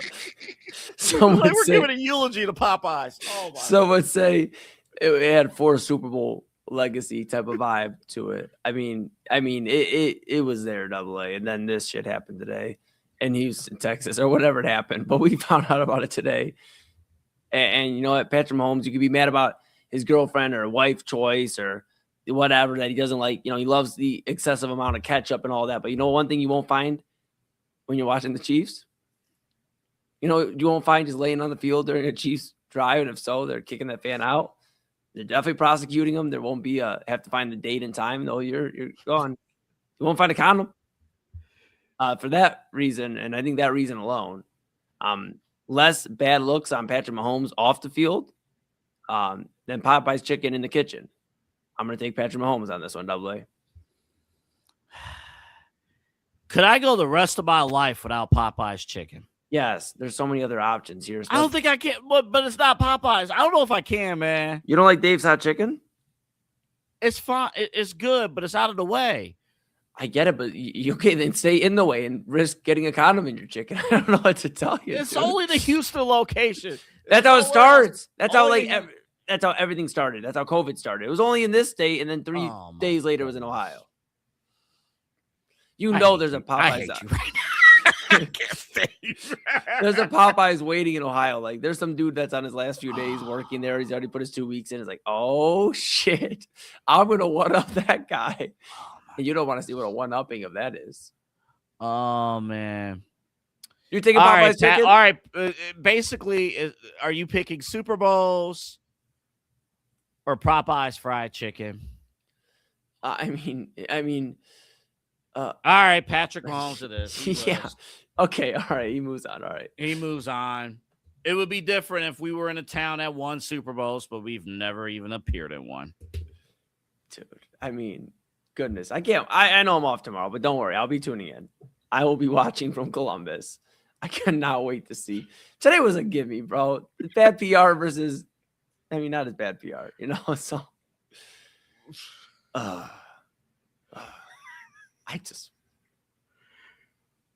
As we close today's show, we're going to play the video one more time, and then you'll see the station ID, and the show will be done. See ya. Call the GM, need to call the owner, need to call corporate. He even had to go brothers to the and sisters. emergency room behind Be careful what you eat in this Popeyes. I would not be ordering none of this damn chicken. The chicken is coming with used condoms in it. The chicken had used condoms in it. Don't you order none of that chicken. Get your money back. My concern is if you eat this chicken, you might want to decide if you want to swallow or spit. Yeah. But that's how sick and nasty it is eating this damn Popeyes. The boy went to the emergency room. We got everything. Police report, everything. Y'all better go to another Popeyes chicken. So if you they choking chickens in here. If you like eating chicken with condoms in it. Step right on up and get your two-piece for special. Make sure you get a Trojan special. Step right on up. And they thought it was funny. Matter of fact, we'll show you the video. Where's that video? I got it right here. Y'all come take a look at the video. Come look at it. All you customers. He's got to break it out. Look at it. Look. Condom in the chicken. Look. Look at this nasty, filthy shit. Look at this. You don't know whose DNA you chewing on in Popeyes today. Look at this sickness. Look at it. Show them. Look at this. Y'all better get y'all money back. Look at this. You can tell the condom was fried and cooked in the chicken. Look at this. So I wonder if it's lifestyle. This is crazy. Take a look at this. Look at this. Back, sister. Who over here don't getting get the chicken. freaky? Somebody's in the back doggy style of the chicken. They doing some freaky stuff. Need to be careful getting this chicken They up doing here. more than choking chicken. They punking chicken, pumping it up.